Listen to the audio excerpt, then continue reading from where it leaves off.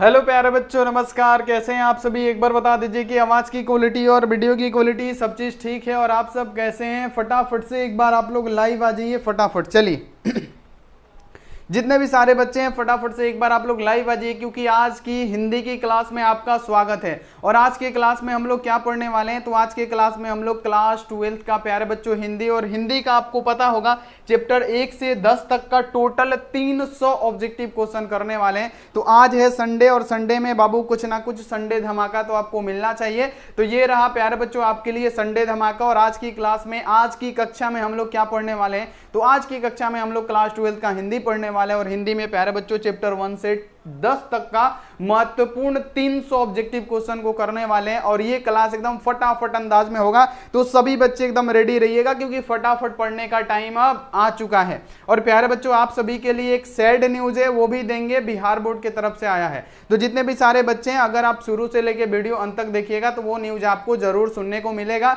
जो सभी बच्चों को जानना जरूरी है। तो सभी बच्चे पहले लाइव आ जाइए, ताकि हम आपको बता सके वो न्यूज क्या है। ठीक है, चलिए। क्लास इन है आस्क बोर्ड। सर जी आप कैसे हैं? बिल्कुल बढ़िया। सुधीर, शुभम, गौतम, गोविंदा, बहुत बढ़िया। और एक बात आपको ध्यान में रखना है प्यारे बच्चों की, ये जो क्लास होगा ना फटाफट एकदम अंदाज में होगा, क्योंकि 300 क्वेश्चन को मात्र 1 से 1.5 घंटा में हम लोग क्लियर कर देंगे। ठीक है, तो एकदम जल्दी से जल्दी फटाफट अंदाज में करेंगे। तो मेरे प्यारे लाडलो लाडलियां जितनी भी है बच्चे बच्चियां हैं, फटाफट से एक बार शेयर करेंगे।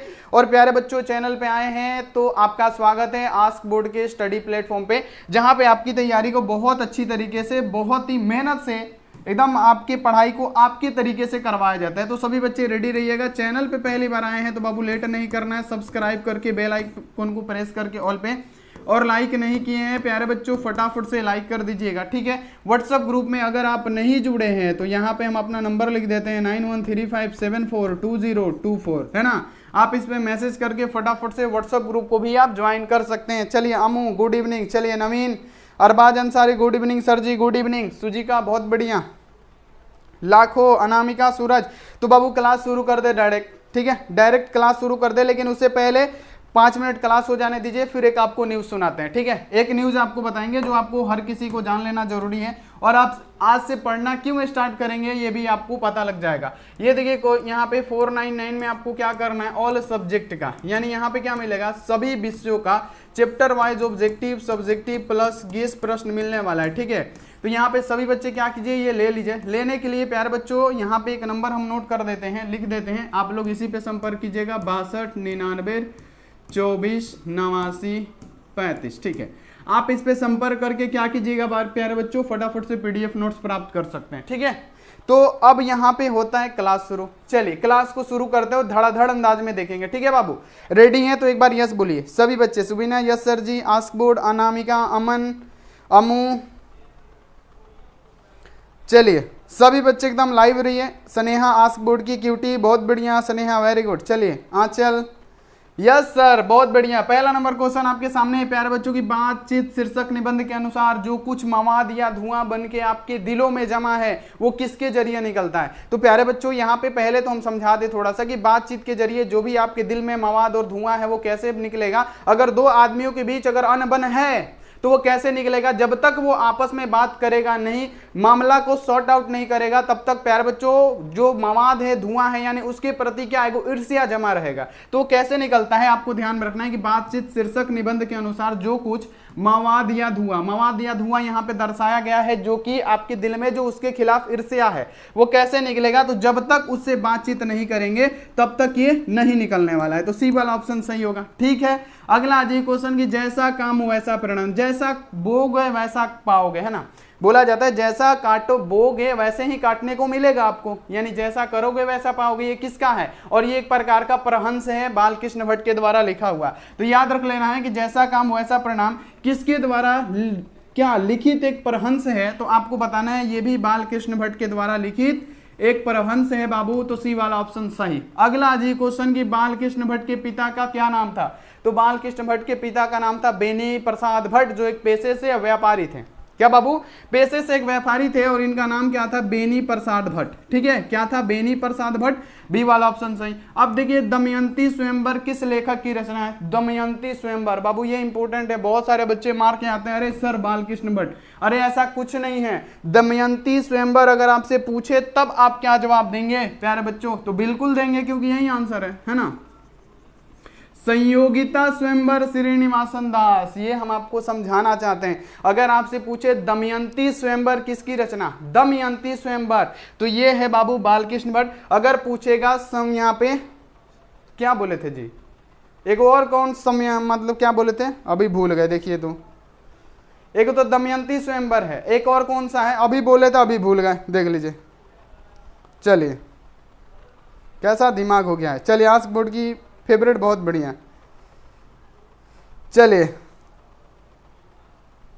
एक दमयंती, एक और कौन था जी? साहिल भारद्वाज। चलिए जल्दी जल्दी। हाँ संयोगिता स्वयंवर, अभी दिमाग में आया। संयोगिता स्वयंवर पूछेगा तब वो श्रीनिवासन दास। संयोगिता स्वयंवर श्रीनिवासन दास और दमयंती स्वयंवर अगर आपसे पूछे तो ये बालकृष्ण भट्ट, दोनों में डिफरेंस है। ठीक है, अगला जी क्वेश्चन की बालकृष्ण भट्ट की बातचीत क्या है? बालकृष्ण भट्ट की रचना बातचीत क्या है?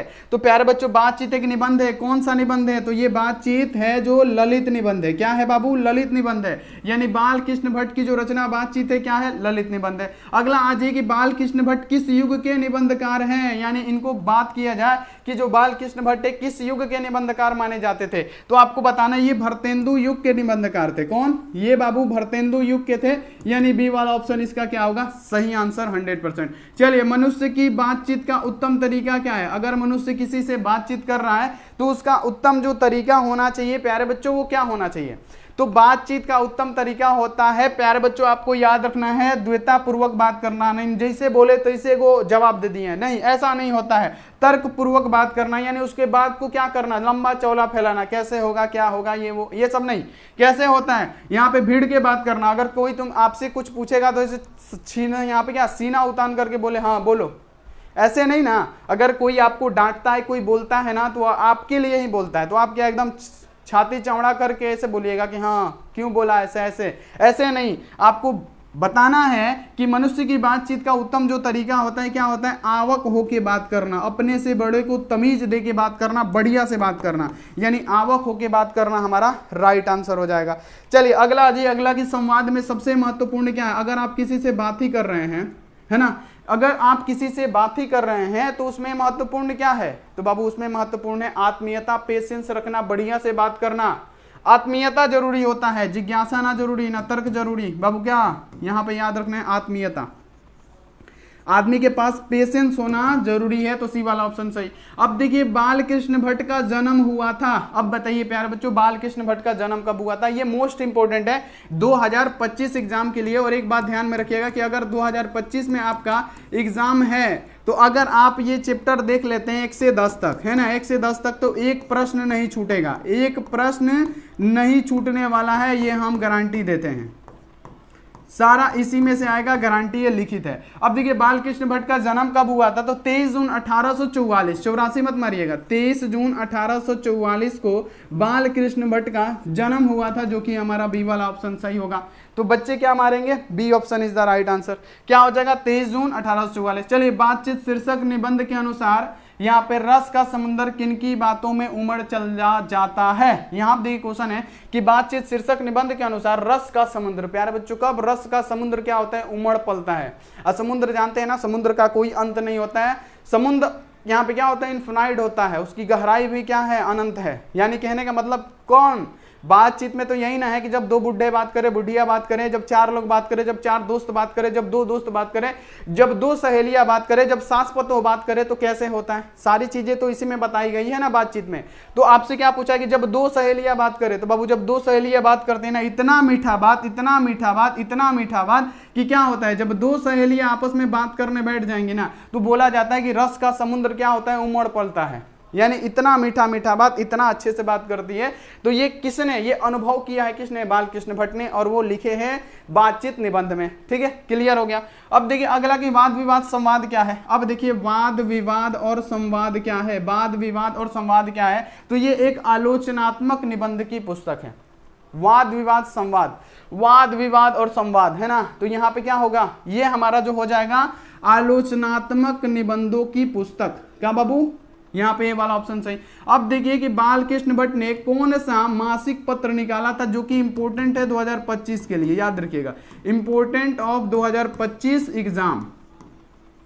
तो आप बताइए प्यारे बच्चों कि बालकृष्ण भट्ट ने कौन सा मासिक पत्र निकाला था। तो आपका राइट आंसर क्या आना चाहिए, हिंदी प्रदीप नामक मासिक पत्र निकाला था, हिंदी प्रदीप नामक मासिक पत्र निकाला था, सी वाला ऑप्शन सही। अब देखिए बातचीत किस विद्या की रचना है। तो बातचीत क्या है, एक प्रकार का निबंध है बाबू, ऐसा नहीं कि ये कहानी है, ये क्या है, बालकृष्ण भट्ट के द्वारा लिखा गया एक निबंध है जिसको हम लोग ललित निबंध भी कहते हैं। क्या, ललित निबंध भी कहते हैं, डी वाला ऑप्शन सही। अगला आ जाएगी रॉबिन्सन क्रूसो 16 वर्षों के उपरांत किसके मुख से एक बात सुनी, है ना। रॉबिन्सन क्रूसो क्या थे, 16 साल तक जंगल में थे, ठीक है। जब जंगल में थे तो मनुष्य का मतलब बोली वो सुने ही नहीं थे 16 साल तक, है ना। वो पक्षियों जानवर के साथ रहते थे, है ना, जंगल में तो वही सब रहते हैं, तो उसी के साथ रहते थे, मनुष्य उसमें कोई गया नहीं। और जब 16 साल हो गया तो वो किसके मुंह से एक बात सुने थे, तो एक फ्राइडे नामक व्यक्ति थे, उनके मुख से ये एक वर्ड सुने थे मनुष्य के मुंह से। तो यहाँ पे क्या हो जाएगा, ए वाला ऑप्शन, फ्राइडे फ्राइडे फ्राइडे, ठीक है। अगला आ जाएगी बातचीत शीर्षक निबंध में निबंधकार है ना, यानी बातचीत शीर्षक निबंध के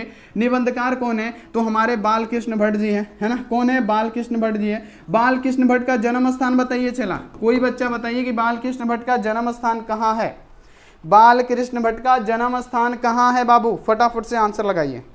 सेतल, अविनाश बहुत बढ़िया, चलिए सबीना, राधा, परवीन बहुत बढ़िया, अमू बहुत बढ़िया, इलाहाबाद उत्तर प्रदेश, सभी बच्चे बताइए इलाहाबाद उत्तर प्रदेश। और एक न्यूज़ जो देने वाले थे वो सभी बच्चे सुन लीजिए, न्यूज़ जो देने वाले थे थोड़ा सा हार्ड न्यूज़ है लेकिन सभी को सुनना है, ठीक है।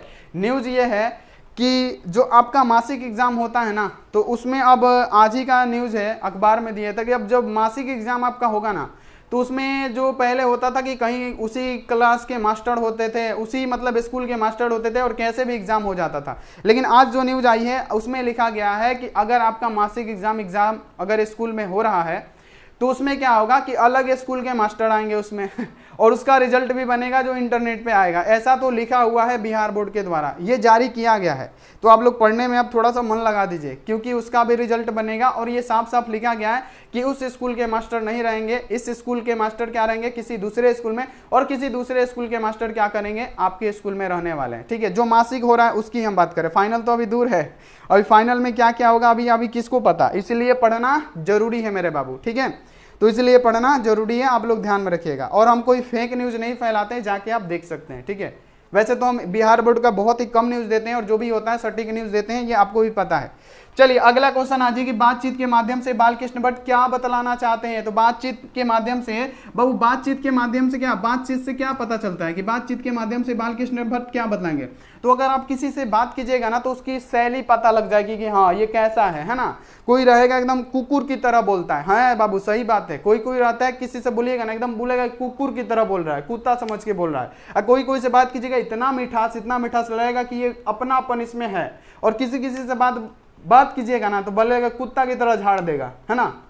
तो ये क्या होता है, बातचीत से ही क्या होता है प्यारे बच्चों, बातचीत की शैली की पता चल जाती है कि हाँ बातचीत की शैली से ही क्या होता है प्यारे बच्चों, बातचीत के माध्यम से बालकृष्ण भट्ट क्या बतलाना चाहते हैं कि बातचीत की शैली यानी उसकी बात करने की शैली कैसी है, ठीक है। तो ये आपको ध्यान में रखना है। अगला आ जाइए बाबू, क्वेश्चन है कि बालकृष्ण भट्ट का निवास स्थान कहाँ है। बाबू निवास स्थान हमने क्या बताया कि बालकृष्ण भट्ट कहाँ के थे, तो इलाहाबाद, अभी इसका नाम प्रयागराज कर दिया गया है ना, इलाहाबाद उत्तर प्रदेश इनका क्या है प्यारे बच्चों, याद रखना है कि जन्म स्थान है, बी वाला ऑप्शन सही।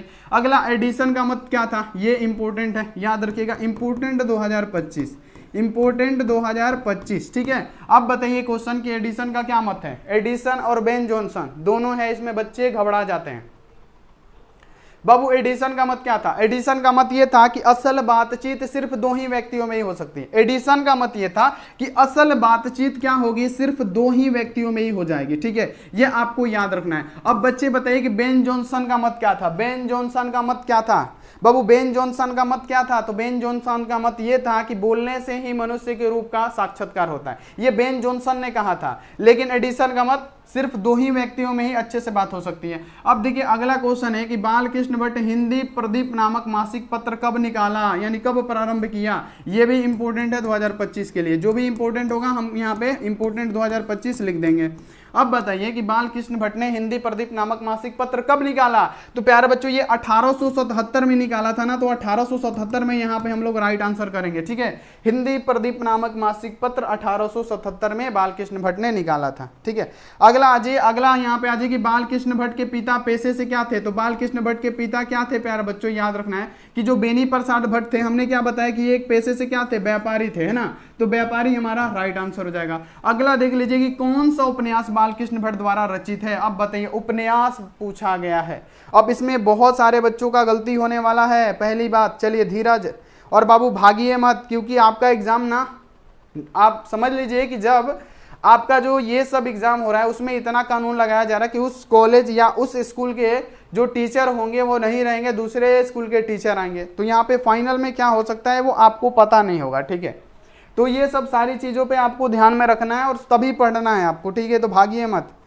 चलिए 100 अजान 1 सुजान, मोहित चलिए, अमू 100 अजान 1 सुजान, चलिए आदित्य 100 अजान 1 सुजान, बहुत बढ़िया। तो कौन सा उपन्यास है जो बालकृष्ण भट्ट उपन्यास का पूछा गया है? तो उपन्यास प्यारे बच्चों क्या होता है? उपन्यास इसमें से महिला आंचल है नहीं, यहाँ आप देखिए गोदना है, यहाँ पे अंतराल है नहीं। 100 अजान 1 सुजान किसके द्वारा? तो प्यारे बच्चों याद रखना है कि बालकृष्ण भट्ट के द्वारा लिखा गया। ठीक है, अब देखिए अगला है कि नाटक के प्रारंभ में, यानी नाटक शुरू होने से पहले जो मंगल पाठ होता है उसे क्या कहा जाता है ना? जो नाटक शुरू होने से पहले जो मंगल पाठ होता है उसे हम लोग क्या कहते हैं? तो नाटक के प्रारंभ में होने वाले मंगल पाठ को हम लोग क्या कहेंगे? नांदी पाठ कहेंगे। क्या बाबू? नांदी पाठ कहा जाता है। नांदी पाठ यहाँ पे क्या कीजिएगा प्यारे बच्चों? राइट आंसर कर दीजिएगा। अब देखिए रोबिन्सन क्रूसो को कब तक मनुष्य का मुख देखना नहीं मिला था? यानी रोबिन्सन क्रूसो थे जो जंगल में थे, और जब जंगल में थे तो 16 सालों तक वो जंगल में थे। तो उसमें क्या हुआ था? 16 सालों के बाद एक फ्राइडे नामक व्यक्ति थे जिनके मुख से एक बात सुनी थी। किसने? तो प्यारे बच्चों आपको याद रखने की Robinson Crusoe, Robinson Crusoe, Robinson Crusoe. तो कितना वर्ष बाबू? 16 वर्ष। बाबू फटाफट रिवीजन कितना तेजी से करा रहे हैं, तो आप लोग रुकिए, ज्यादा देर नहीं लेंगे आपका समय, फटाफट करा देंगे। अब देखिए बोलने से ही मनुष्य के रूप का साक्षात्कार होता है कि जैसे बोलेगा वैसे पता चल जाएगा कि इसके अंदर क्या है और ये कितना पानी में है और इसका व्यवहार कैसा है।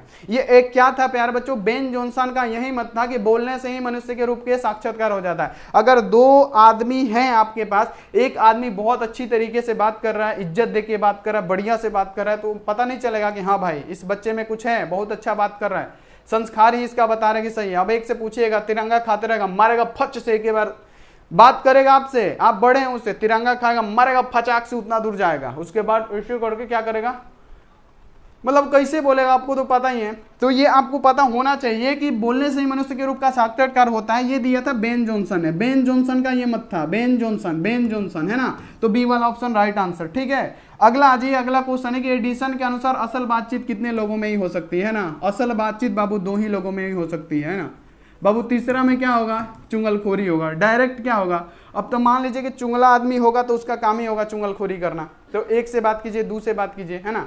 अब मेहरारू चाची लोग का यही काम है होता है, जितनी भी चाचियां हैं वो क्या करते हैं? यही काम करते हैं। इधर का बात उठाएंगी कान में, अब वैसे बतियाता है लो साए साए, है ना, वहां पे कोई नहीं है, 2 ही आदमी बात कर रहा है, पूरा यहाँ पे आधा किलोमीटर में समझ लीजिए कि कोई नहीं है, चमरा में है, फिर भी साए साए बात करेगा लोग, है ना। तो समझ जाइएगा कि वो चाची लोग हैं और चाची लोग यही काम कर रही है, किसी का चुंगली, है ना। तो याद आपको यही रखना है कि एडिसन के अनुसार असल बातचीत सिर्फ 2 ही व्यक्तियों में ही हो सकती है। जब 2 व्यक्ति आपस में बात करेंगे तो पूरा दिल खोल के बात करते हैं, है ना, जैसे आप लोग करते हैं। बहुत सारे इसमें से 50% 60% बच्चे हैं जो पढ़ाई छोड़ के मोबाइल पे बात करते हैं दिल खोल के। सही बात है कि नहीं? सही से बता दीजिए, सही है कि नहीं? आप लोग करते हैं कि नहीं? पूरा दिल खोल के बात करते हैं, उधर से भी दिल खोल के मैसेज आता है, इधर से भी कॉल पे भी आता है। पहले का जमाना था कि बच्चे क्या करते थे? 9 बजे सो जाते थे, है ना, 9 बजे। अब चाहे गांव हो चाहे कुछ भी हो, बच्चा 12 बजे सोएगा, चाहे 1 बजे सोएगा, चाहे क्या होगा 3 बजे सोएगा, कितनों बजे सो सकता है। अभी बोलिएगा कि बच्चा सो जाए, नहीं, जब तक वो हेलो हाय नहीं करेगा नींद नहीं आएगा। अब देखिए क्वेश्चन है कि बातचीत से मन किस प्रकार का हो जाता है? जो बातचीत होता है इससे क्या होगा? बाबू बातचीत से मन हल्का और स्वच्छ हो जाता है। जैसे हमने आपको बताया था कल ही आपको बताया था ना, बातचीत से मन किस प्रकार का होगा, तो इससे हल्का हो जाएगा। क्यों? क्योंकि मान लीजिए कि अगर आप किसी से बात ही नहीं करेंगे, है ना, अब क्या हुआ कि अब किसी का ब्रेकअप ही हो गया, समझ लीजिए, इसी पे बता रहे किसी की, क्योंकि इसी पे सभी बच्चों को समझ में भी आता है। तो वो क्या करेगा? खाना पीना छोड़ देगा, ना माई बाप से बात करेगा, ना भाई से, अकेले बैठ के गाना सुनेगा। कौन गाना? तो कल ही बताया था ना, प्यार में तोहरा पिटाइल बानी घर से, नहीं मिलत बाबूजी के डर से। तो ये सब गाना सुनेगा और क्या करेगा? दिमाग को एकदम बोझिल करके रखेगा। तो इसे और क्या होगा? डिप्रेशन में जाएगा। वहीं किसी से बात करेगा, अरे वो नहीं है दूसरा है, उससे बात करो, मन हल्का हो जाएगा, स्वच्छ हो जाएगा। तो यही बात है कि किस प्रकार का हो जाता है प्यारे बच्चों, तो हल्का होगा और ऊपर से क्या होगा? आपका स्वच्छ हो जाएगा, फ्रेश हो जाएंगे एकदम बढ़िया। गाना सुनना बढ़िया है, किसी से बात कीजिए, ठीक है। अगला आ जाइए, आप देखिए, किसने किसके ना होने से सृष्टि गूंगी प्रतीत होती है? इसका आंसर लगाइए फटाफट बाबू। किसके ना होने से सृष्टि गूंगी प्रतीत होती है? बताइए कौन कौन करता है जी? जो हंसेगा वो करेगा।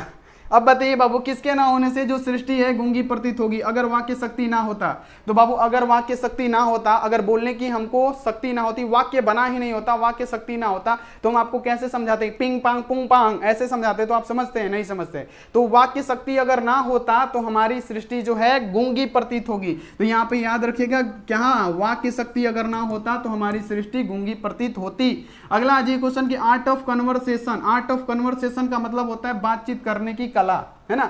यानी बातचीत करने की कला जो होती है किनके लोगों में प्रचलित होती है ना। बातचीत करने की कला किनके लोगों में होती है? तो आपको याद रखना है कि ये यूरोप के लोगों में सबसे ज्यादा प्रचलित है ना। जैसे फ्रॉड कॉल आया, देखते हैं कितना बढ़िया से बात करता है सब, है ना। फ्रॉड कॉल जितना भी आता है आप लोग देखे होंगे ना, कितना अच्छा से बात करता है सब। चाहे कंपनी वाला हो गया, कस्टमर केयर वाला, कितना बढ़िया से बातचीत करता है, यानी उसको कला कहते हैं, है ना। तो ये आपको ध्यान में रखना है। अगला आ जाएगी, भट्ट जी को किसने अंग्रेजी साहित्य के एडिशन और स्टील की श्रेणी में रखा? ये इंपॉर्टेंट है, एडिशन और स्टील की श्रेणी में रखा।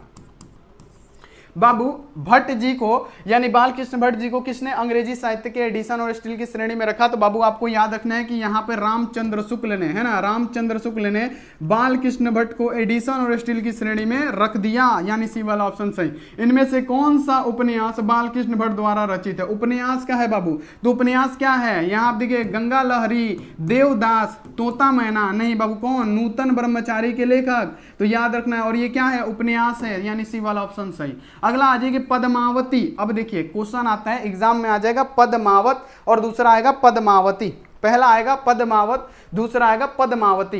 बाबू पद्मावत के लेखक कौन है? मलिक मोहम्मद जैसी, लेकिन पद्मावती लिखा रहे तो प्यारे बच्चों यहाँ पे क्या लिखेगा? पद्मावती के लेखक हमारे बालकृष्ण भट्ट जी है ना बाबू। क्या? बालकृष्ण भट्ट जी हैं, याद रखना है। अगला आ जाएगी, बालकृष्ण भट्ट की माता का क्या नाम था? अब इसमें बहुत सारे बच्चे गलती करेंगे जरूर कि बालकृष्ण भट्ट की माता, बाबू माता, और यहाँ पे याद रखना है माता और वाइफ में बहुत फर्क होता है, ठीक है। तो अगर आपसे पूछे बालकृष्ण भट्ट की माता का नाम, तो माता प्रभावती देवी। क्या माता कौन थी? प्रभावती देवी थी, है नहीं थे? अरे माता तो प्रभावती बोले, पार्वती बोल रहे थे।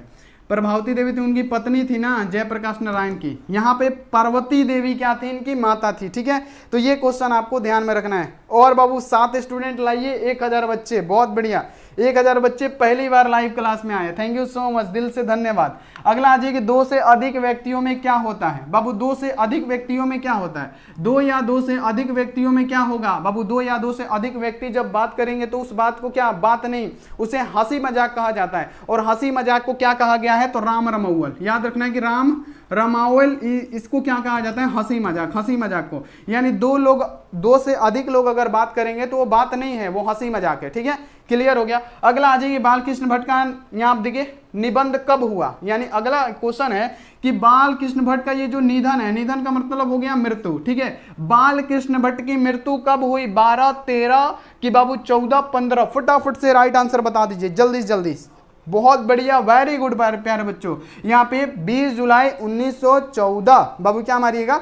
20 जुलाई 1914 में इनकी क्या हुई प्यारे बच्चों? मृत्यु हो गई। तो ये आपको ध्यान में रखना है। अगला आज कौन सी रचना बालकृष्ण भट्ट की नहीं है? बाबू नहीं है कौन? नूतन ब्रह्मचारी के लेखक बालकृष्ण भट्ट, 100 अजान 1 सुजान, सद्भाव का अद्भाव बालकृष्ण भट्ट, परीक्षा गुरु के नहीं है। परीक्षा गुरु किसका लिखा हुआ है बाबू? श्रीनिवासन दास का। परीक्षा गुरु किसका लिखा? श्रीनिवासन दास का, जो कि राइट आंसर हो जाएगा। जाएगा। अगला आज ये क्वेश्चन की भट्ट जी ने हिंदी प्रदीप का संचालन कितने वर्ष तक किया, मतलब कितने वर्ष में किया, है ना।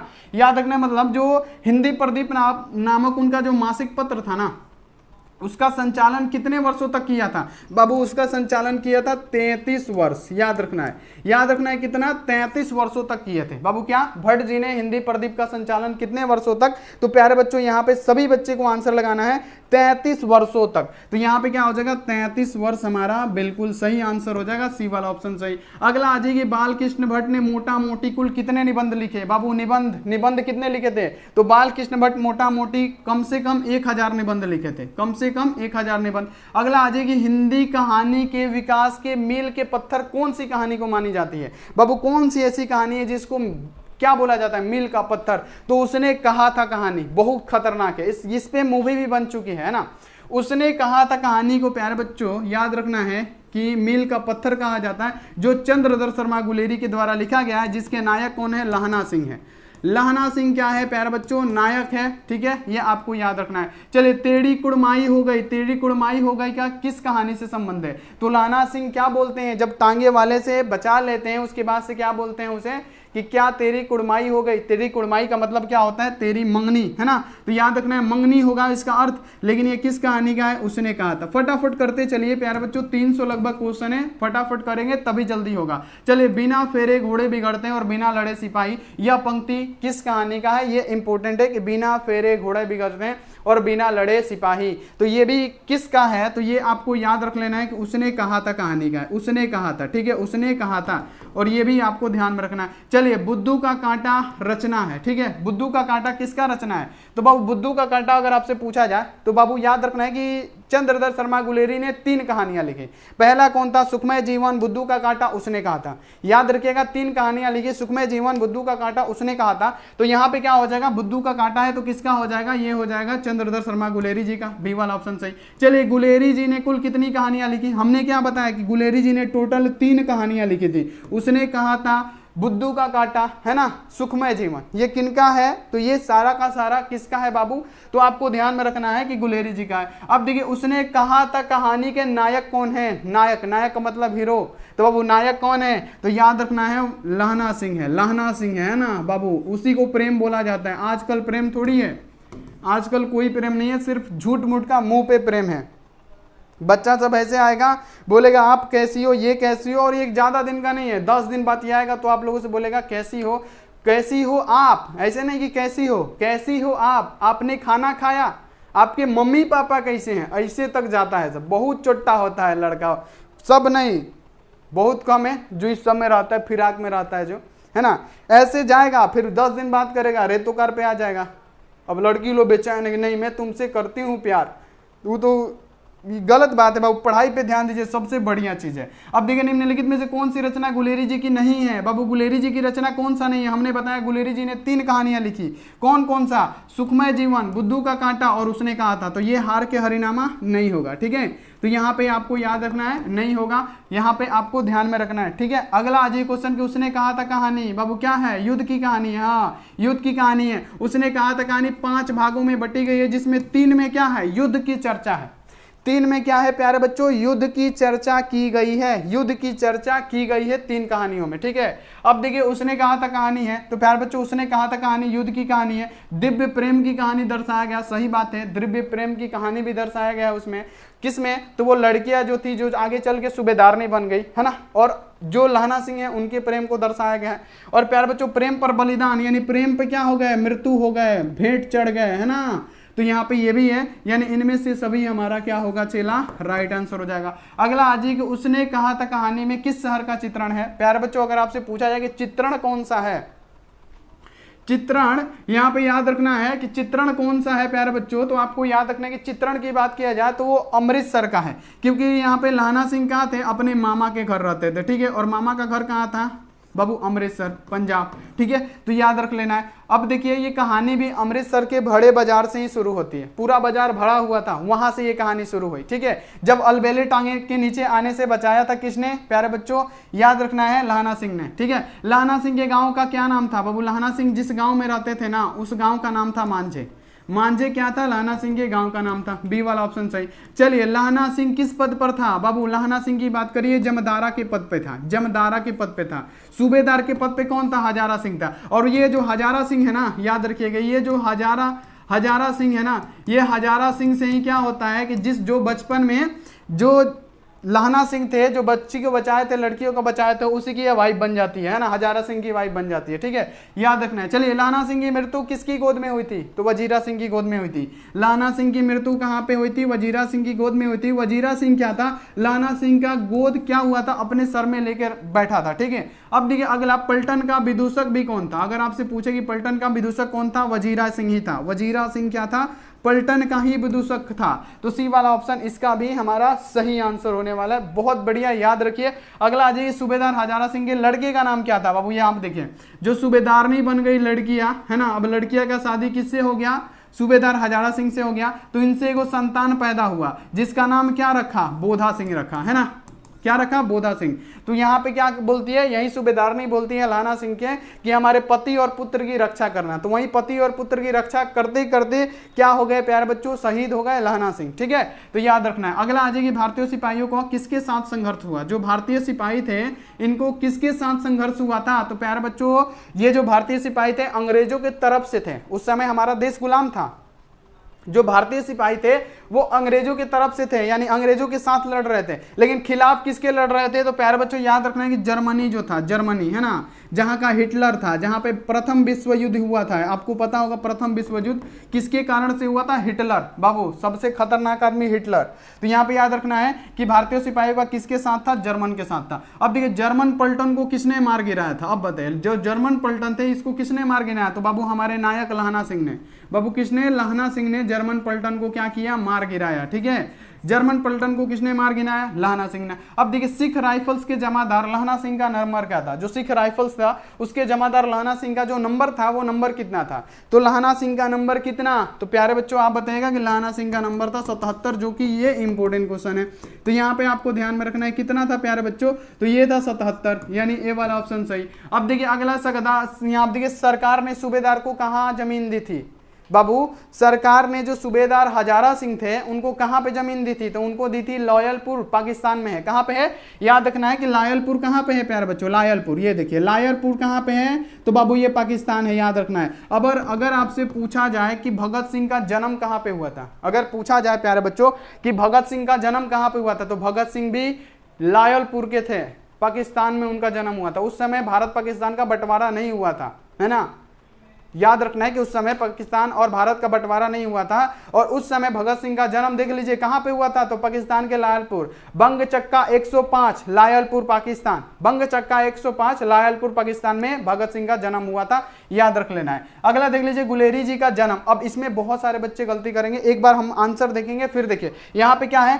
यहाँ पे देखिए जयपुर राजस्थान है और गुलेर कांगड़ा हिमाचल प्रदेश है। अब यहाँ पे आंसर देना है कि जन्म कहां पे हुआ था, है ना। जन्म होता है वो निवास होता है, जहां पे जन्म हुआ जन्म स्थान, और जहां पे निवास यानी रहते हैं वहां पे निवास स्थान। बहुत सारे बच्चे ABCD गुलेर कांगड़ा हिमाचल प्रदेश, और भी बच्चे अमो गुलेर कांगड़ा हिमाचल प्रदेश, गुलेर कांगड़ा हिमाचल प्रदेश, लेकिन गलत आंसर है। बाबू अगर आपसे पूछ दिया जाए जन्म, तो बाबू जन्म हुआ था जयपुर में। बाबू यहाँ पे याद रखिएगा, जन्म हुआ था जयपुर में। जन्म कहाँ पे हुआ था बाबू? जयपुर, जयपुर में जन्म, जयपुर में जन्म। लेकिन निवास स्थान रहने वाले कहाँ के थे प्यारे बच्चों? उनके पूर्वज थे जो रहते थे कहाँ पे? तो कांगड़ा हिमाचल प्रदेश में रहते थे। लेकिन जन्म हमसे पूछा गया ना, जन्म हुआ था जयपुर राजस्थान में। तो क्लियर रखिएगा इतना बात। अगला आ जाएगी, सुखमय जीवन किसकी रचना है? बाबू तीन ही कहानियां तो लिखी, चंद्रदत्त शर्मा गुलेरी। सुखमय जीवन बुद्धू का काटा उसने कहा था, उसमें का एक सुखमय जीवन है, तो ये चंद्रदत्त शर्मा गुलेरी का है। क्लियर हुआ। अब देखिए उसने कहा था कहानी कब प्रकाशित हुई, ये इंपॉर्टेंट क्वेश्चन है कि उसने कहा था कहानी कब प्रकाशित हुई थी। तो ये जो हुई थी ना प्यारे बच्चों, याद रखने के 1915 में ही ये क्या हुई थी? प्रकाशित हुई थी। 1915 में क्या हुआ था? उसने कहा था कहानी प्रकाशित हुआ था हमारा, यानी C option is the right answer. C2 Sneha बहुत बढ़िया, सनोज दीपू उत्सव लाइव, चलिए बहुत बढ़िया सभी बच्चे। अमू, विनोद, रोशन, नेहा, लाखो, विनोद, करण बहुत बढ़िया, रजनीश। चलिए सभी बच्चे आते जाइए लाइव, सभी बच्चे आते जाइए लाइव फटाफट से। चलिए 5 बच्चे कम है 1100 में, बहुत बढ़िया। अगला आ जाएगी, कछुआ धर्म किसकी कृति है? कछुआ धर्म बाबू तीन कहानी बस 3 लिखे थे, कछुआ धर्म, यानी कहानी 3 लिखे थे, बाकी सब बहुत लिखे थे। यानी कछुआ धर्म की बात करें, यहाँ पे कछुआ धर्म किसकी लिखी हुआ है, तो ये भी याद रखने की ये चंद्रधर शर्मा गुलेरी का है। कछुआ धर्म की बात करें तो कछुआ धर्म हमारा चंद्रधर शर्मा गुलेरी, यानी डी वाला ऑप्शन सही। अगला जी, कुड़माई का अर्थ क्या होता है, कुड़माई है ना, कुड़माई का मतलब क्या होता है प्यारे बच्चों, मंगनी। यानी जब लहाना सिंह जब भी उस लड़की से मिलते थे, एक ही सवाल उनके मन में गूंजता रहा कि तुम्हारी कुड़माई हो गई, तो लड़की धत कहती थी, हंस के मुस्कुरा के भाग जाती थी और लहाना सिंह एकदम खुश, वाह अब तो मैं इससे ब्याह रचाऊंगा, मन में लड्डू फूटता था, सब हो गया। लेकिन जब एक दिन पूछे, ऐसे ही पूछते थे, डेली का आदत था, जब एक दिन पूछे तुम्हारी कुड़माई हो गई, तो बोलती है ये नहीं देख रहे हैं मेरा रेशम का गढ़ा हुआ सालू। अब इतना सोचे और जब बोली कि मेरी तो कुड़माई हो गई, अब लहाना सिंह को एकदम क्या बीती वो हम आपको नहीं बता सकते, क्योंकि उस समय तो हम थे नहीं। लहाना सिंह पे बहुत ही क्या हुआ प्यारे बच्चों, एकदम बहुत ज्यादा गुस्सा हो गए। जब रास्ते में से जब लौट रहे थे तो किसी को धक्का दे रहे थे, कुकुर को, बेकार का कुकुर बैठा हुआ था बेकार का कुत्ता बैठा हुआ था, ईंटा उठाया, 2-3 ईंटा मार दिए उसको, है ना। कोई कुछ बेच के सामान जा रहा था, क्या किए, ढा दिए नाली में, है ना। तो इसे सब हरकत करते हुए जा रहे थे, क्यों, क्योंकि वो गुस्सा थे, ठीक है, ये आपको ध्यान में रखना है।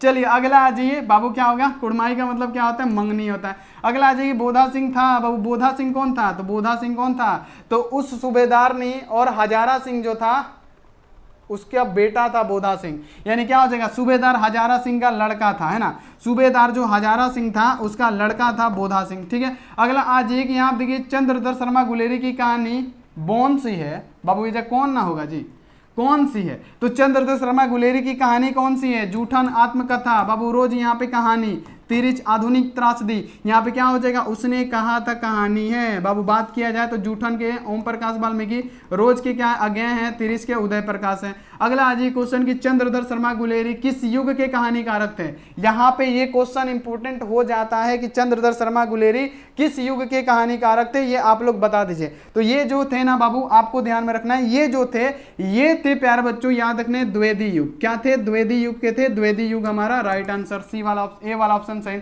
उसने कहा था कहानी कितने भागों में विभक्त है, यानी उसने कहा था कहानी 5 भागों में विभक्त है, जिसमें 3 में क्या है, युद्ध की चर्चा है, 3 को जो भाग है उसमें युद्ध की चर्चा है, 2 में प्रेम का दर्शाया गया है। यानी उसने कहा था कहानी कितने भागों में, तो बाबू ये 5 भागों में बटी हुई है, 5 को भाग है, ठीक है। क्रैश कोर्स कराएंगे ना तो पूरा कहानी बताएंगे अब की बार, ठीक है। अगला आ जाइए, चंद्रधर शर्मा गुलेरी का जन्म हुआ था, यानी चंद्रधर शर्मा गुलेरी जी का जन्म कब हुआ था, तो 7 जुलाई, याद रखना है कि 7 जुलाई 1883 को गुलेरी जी का जन्म हुआ था। तो है 7 जुलाई 1883 है ना, तो यहाँ पे क्या कीजिएगा प्यारे बच्चों, ए वाला ऑप्शन सही, ए इज द राइट आंसर। बहुत बढ़िया, मजा आ गया, 1100 बच्चे लाइव है, बहुत बढ़िया। अगला जी क्वेश्चन, लहाना सिंह किस कहानी का पात्र है, जो लहाना सिंह है प्यारे बच्चों ये किस कहानी का पात्र है, सुखमय जीवन का है बाबू, ये तो बाबू लिखा हुआ है चंद्रधर शर्मा गुलेरी का। जूठन तो होगा नहीं क्योंकि आत्मकथा है ओम प्रकाश वाल्मीकि, ये तो उदय प्रकाश का है। तो ये आपको याद रखना है, लहाना सिंह कौन था, नायक था, उसने कहा था कहानी का, मील का पत्थर इस कहानी को माना जाता है। चलिए उसने कहा था किस प्रकार की कहानी है, तो ये क्या है, इसमें बहुत ही कंफ्यूजन हो जाता है, ये कहानी जो आती है ना बहुत ही कंफ्यूजन से भरी होती है। पहली बात ये जो कहानी आती है बहुत कंफ्यूजन होता है कि उसने कहा था कहानी किस प्रकार की कहानी है, तो उसने कहा था कहानी है प्यारे बच्चों ये चरित्र प्रधान है नहीं, ये क्या है धर्म प्रधान है नहीं, भाव प्रधान है नहीं, ये कर्म प्रधान है, कर्म निभाते हैं बाबू, कर्म प्रधान है, कर्म कर्म कर्म कर्म मारिएगा आप लोग आंसर आएगा, तो कर्म प्रधान बाबू कौन, कर्म प्रधान, आंसर लगाइए कर्म प्रधान, राइट आंसर। अगला आज ये क्वेश्चन की बचपन में लहाना सिंह लड़की के बारे में कौन सा प्रश्न करता था, जब भी लहाना सिंह देखते थे लड़कियां को तो कौन सा प्रश्न करते थे, वो एक ही बात करते थे कि तेरी कुड़माई हो गई, तो वो लड़कियां क्या करती थी, धत कह के भाग जाती थी। एक दिन बोल दी कि ये देख नहीं रहे हो, ये देख नहीं रहे हो, ये रेशम का गढ़ा हुआ सालू। अब उसी पे लहाना सिंह को गुस्सा आ गया, है ना, कि उतना दिन से हम पूछ रहे हैं, बता देती, नहीं हुआ हुआ, चाहे आपसे कुड़माई होगा चाहे कुछ भी होगा, कुछ नहीं बोली, अचानक से वो बोल दिए देख नहीं रहे हो रेशम का गढ़ा हुआ सालू, तो भाई गुस्सा तो आएगा ना, एक बात है इस पे तो गुस्सा आएगा, इसलिए गुस्सा हो गए थे। चलिए अमृतसर में लहाना सिंह के कौन थे, लेकिन हमको सबसे ज्यादा दुख इस बात का है कि उस कुत्ते का क्या गलती, जिसको इन्होंने ईंट उठा के मारा था बाबू, कुत्ता वो क्या था, वो कुत्ता एकदम निर्दोष था, आप लोग बताइए निर्दोष था ना। चलिए बहुत बढ़िया, निर्दोष था। बताइए फटाफट से। अमृतसर में लाना सिंह के कौन रहते थे? तो मामा जी रहते थे। कौन? मामा जी रहते थे। मामा के यहाँ रहते थे कौन? तो लाना सिंह। ठीक है, याद रखना है। निर्मल। अगला जी के यहाँ पे सूबेदार ने अपने पति एवं पुत्र की रक्षा के लिए किसे कहा? बाबू कौन बोलता है कि लड़कियां तेज नहीं होती है? बहुत तेज होती है लड़कियां, बहुत ज्यादा तेज। हर काम में, पढ़ाई लिखाई हो गया, कोई भी चीज हो गया, बहुत ज्यादा तेज है ना। नौकरी का मामला है, कुछ भी मामला है, हर चीज के मामला में तेज है। यानी सूबेदार ने अपनी पति और पुत्र की रक्षा के लिए किससे कहा? तो अपने पति और पुत्र की रक्षा के लिए सूबेदारनी जो थी बोल देती है लाना सिंह के कि मेरे पति और पुत्र की रक्षा करना। अब लाना सिंह इस बात को क्या करते हैं? मानते हैं और अपनी जान क्या कर देते हैं? कुर्बान कर देते हैं। तो यहाँ पे क्या होगा? लाना सिंह हमारा राइट आंसर हो जाएगा। लाना सिंह से कही थी। ठीक है, अगला आ जाएगी जयप्रकाश नारायण के बचपन का नाम क्या था? तो जयप्रकाश नारायण का एक बचपन का नाम जिसको क्या बोला जाता है? उनको बाउल बोला जाता था। बाबू यहाँ पे क्या बोला जाता था? बाउल। जयप्रकाश नारायण जो कि क्या थे? मार्क्सवादी थे, है ना। याद रखना है, जिन्हें लोकनायक के नाम से जाना जाता था। सोनम तिवारी नहीं बाबू, कुछ नहीं जा रहे हैं सिंगल बॉय। चलिए अगला जी कि किसने कहा था अभी न जाने कितने मीले इस देश की जनता को चलना है? बाबू यहाँ पे याद रखिए, जो जयप्रकाश नारायण 5 जून 1974 को जब गांधी मैदान में ये संपूर्ण क्रांति वाला भाषण दे रहे थे, प्यारे बच्चों आपको बताना है कि किसने कहा था कि अभी ना जाने कितने मीलों दूर इस देश की जनता को जाना है। तो बाबू ये जो वर्ड बोला था ना, ये डॉक्टर राजेंद्र प्रसाद नहीं बोले थे, महात्मा गांधी जी का वर्ड नहीं था, ये जवाहरलाल नेहरू का था, है ना, है ना। कौन बोलेगा जी? गलत बात है, लाल बहादुर शास्त्री का ना था जी। किसका था जी? जवाहरलाल नेहरू। बहुत बढ़िया, वेरी गुड, यही आंसर देना है। नहीं नहीं सोनम, ऐसा कुछ बात नहीं है बाबू, जवाहरलाल नेहरू हो जाएगा ना। मारिए ना, काहे इतना टेंशन में है। अगला आ जाएगी किस अस्पताल में दिनकर जी का निधन हो गया? जो रामधारी सिंह दिनकर है उनका निधन किस अस्पताल में हुआ था? तो उनका निधन हुआ था विलिंगडन नर्सिंग होम। ये तो हो गया दिनकर जी के लिए कि दिनकर जी का निधन कहाँ पे हुआ था? विलिंगडन नर्सिंग होम में हुआ था। लेकिन याद रखिएगा कि जयप्रकाश नारायण यानी जेपी पे निगरानी रखने वाले डॉक्टर का नाम क्या था? तो उस डॉक्टर का नाम था डॉक्टर रहमान। क्या था प्यारे बच्चों? डॉक्टर रहमान था। अगला जी जयप्रकाश नारायण को किसका दलाल कहा गया? प्यारे बच्चों अमेरिका का दलाल कहा गया, ये आपको ध्यान में रखना है यहाँ पे। और ये लेनिन, यहाँ पे याद रखें, लेनिन की मृत्यु 1924 में हो गई। 1924 में लेनिन की मृत्यु हुई और जयप्रकाश जी मार्क्सवादी इसी में बने थे 1924 में। अब देखिए क्वेश्चन क्या है कि जयप्रकाश नारायण की स्वास्थ्य पर निगरानी रखने वाले डॉक्टर का क्या नाम था? तो डॉक्टर क्या था? डॉक्टर रहमान नाम का आदमी था जो स्वास्थ्य पे निगरानी रख रहा था। किसके? तो जयप्रकाश नारायण के। अगला आ जाएगी जयप्रकाश जी की यहाँ भी किसका भाषण सुन के अमेरिका जाने को प्रेरणा मिली थी? यानी जयप्रकाश जी को किसका भाषण सुन के अमेरिका जाने को प्रेरणा मिल गई थी? बताइए कि जयप्रकाश नारायण जी को किसका भाषण सुन के अमेरिका जाने को प्रेरणा मिल गई? तो प्यारे बच्चों किसका भाषण सुन के अमेरिका जाने को प्रेरणा मिल गई? तो प्यारे बच्चों याद रखना है किसका? तो स्वामी सत्यदेव जी का भाषण सुन के उनको अमेरिका जाने की प्रेरणा मिल गई। बी वाला ऑप्शन सही। फ्री प्रेस के मालिक कौन है? अब पूछा जाता है कि फ्री प्रेस के मालिक कौन थे? तो उस समय फ्री प्रेस के मालिक थे सदानंद जी, गुप्ता नहीं, सदानंद जी। तो यहाँ पे याद रखना है सदानंद जी। बाबू याद रखना है शिवनंद गुप्ता नहीं, यहाँ पे याद रखना है क्या? सदानंद जी। तो यहाँ पे सी वाला ऑप्शन सही होगा। चलिए ब्रेन ऑफ बॉम्बे किसे कहा जाता है? ये इंपॉर्टेंट क्वेश्चन है कि ब्रेन ऑफ बॉम्बे किसे कहा जाता है? तो उमा शंकर दीक्षित को, याद रखिएगा, उमा शंकर दीक्षित को ब्रेन ऑफ बॉम्बे के नाम से प्रसिद्ध है, याद रखिएगा। अगला जी जयप्रकाश नारायण ने आईएससी की परीक्षा, ये इंपॉर्टेंट है क्योंकि इसमें 2025 लगाएंगे, इंपॉर्टेंट 2025 एग्जाम। अब बताइए प्यारे बच्चों क्वेश्चन है कि जयप्रकाश नारायण ने आईएससी की परीक्षा कहां से पास की? आईएससी की परीक्षा, तो आईएससी की परीक्षा बिहार विद्यापीठ। आंसर सभी बच्चे दीजिए। अमू चलिए बहुत बढ़िया, सभी बच्चे दीजिए। चलिए सभी बच्चे देंगे। अनामिका बहुत बढ़िया। बाबू पटना साइंस कॉलेज नहीं, बिहार विद्यापीठ है, बिहार विद्यापीठ से याद रखना है। अगला क्वेश्चन आ जाएगी लेनिन की मृत्यु कब हुई? तो प्यारे बच्चों लेनिन की मृत्यु कब हुई? 1924 में जब लेनिन की मृत्यु हो गई तो प्यारे बच्चों आपको याद रखना है कि 1924 में ही क्या हो गए? जयप्रकाश जी मार्क्सवादी बन गए, गलत नीतियों के खिलाफ लड़ने लगे, सब चीज के खिलाफ आवाज उठाने लगे। अब देखिए जयप्रकाश जी मार्क्सवादी कब बने? तो जब 1924 में लेनिन की मृत्यु हुई तो प्यारे बच्चों यहाँ पे याद रखना है कि जब लेनिन की मृत्यु हुई 1924 में तो उसी समय क्या हो गए? 1924 में ही जयप्रकाश जी मार्क्सवादी बन गए। अगला आ जाइए फणीश्वर नाथ रेणु की पुस्तक है। अब देखिए फणीश्वर नाथ रेणु की पुस्तक कौन सी है? फणीश्वर नाथ रेणु की पुस्तक कौन सी है? तो फणीश्वर नाथ रेणु की पुस्तक की बात करें तो मैला आंचल आप लोगों ने सुना होगा। मैला आंचल के लेखक कौन है? फणीश्वर नाथ रेणु। यहाँ पे याद रखने, फणीश्वर नाथ रेणु की पुस्तक मैला आंचल। 1974 में बिहार प्रदेश के मुख्यमंत्री कौन थे? 1974 का बात किया जा रहा है कि 1974 में बिहार प्रदेश के मुख्यमंत्री कौन थे? तो 1974 में बिहार प्रदेश के मुख्यमंत्री थे प्यारे बच्चों, आपको ध्यान में रखना है कौन थे। तो ये आपको ध्यान में रखना है कि उस समय थे खान अब्दुल गफ्फार खान, जो कि ऑप्शन में नहीं है, जो कि आपको ऑप्शन में नहीं दिख रहा है, तो ऑप्शन ये गलत है, याद रखना है खान अब्दुल गफ्फार खान थे। तो ये आप लोग ध्यान में रखिएगा। अब देखिए जयप्रकाश नारायण का जन्म कब हुआ? अब बताइए जयप्रकाश, ये इंपॉर्टेंट है, जेपी का जन्म यानी जयप्रकाश नारायण का जन्म तो आपको बताना है 11 अक्टूबर 1902 को जयप्रकाश नारायण जी का प्यारे बच्चों क्या हुआ था? जन्म हुआ था। 1902 में जयप्रकाश नारायण जी का जन्म हुआ था।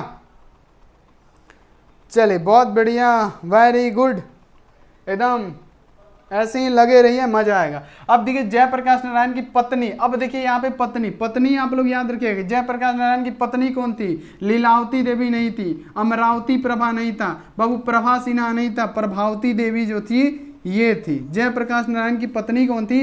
प्रभावती देवी थी, ये आपको ध्यान में रखना है। अब देखिए कि यहाँ देखिए reconstruction of Indian politics, important है कि रिकंस्ट्रक्शन ऑफ इंडियन पॉलिटिक्स किसका लिखा हुआ है? रिकंस्ट्रक्शन ऑफ इंडियन पॉलिटिक्स ये भी लिखा हुआ है हमारे जयप्रकाश नारायण जी का, जयप्रकाश नारायण जी का है ना, जयप्रकाश नारायण जी का।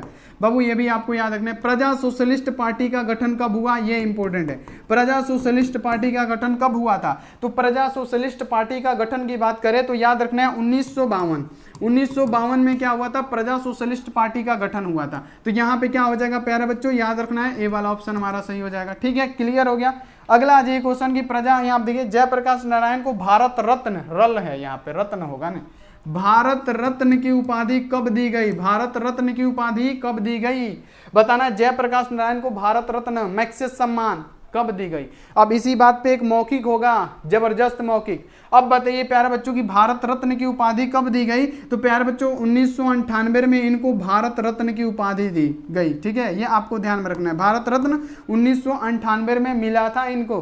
ठीक है, अब किस लिए दिया गया? सोनम भारती, चलिए मोहित, अब किस लिए दिया गया ये बता दीजिए बाबू। भारत रत्न की उपाधि, मैग्सेसे सम्मान, भारत रत्न जो सबसे बड़ा सम्मान होता है प्यारे बच्चों, भारत का सबसे बड़ा सम्मान। अब ये जो सम्मान है भारत रत्न किस लिए दिया गया? एक बार सभी बच्चे में से बता दीजिए कोई।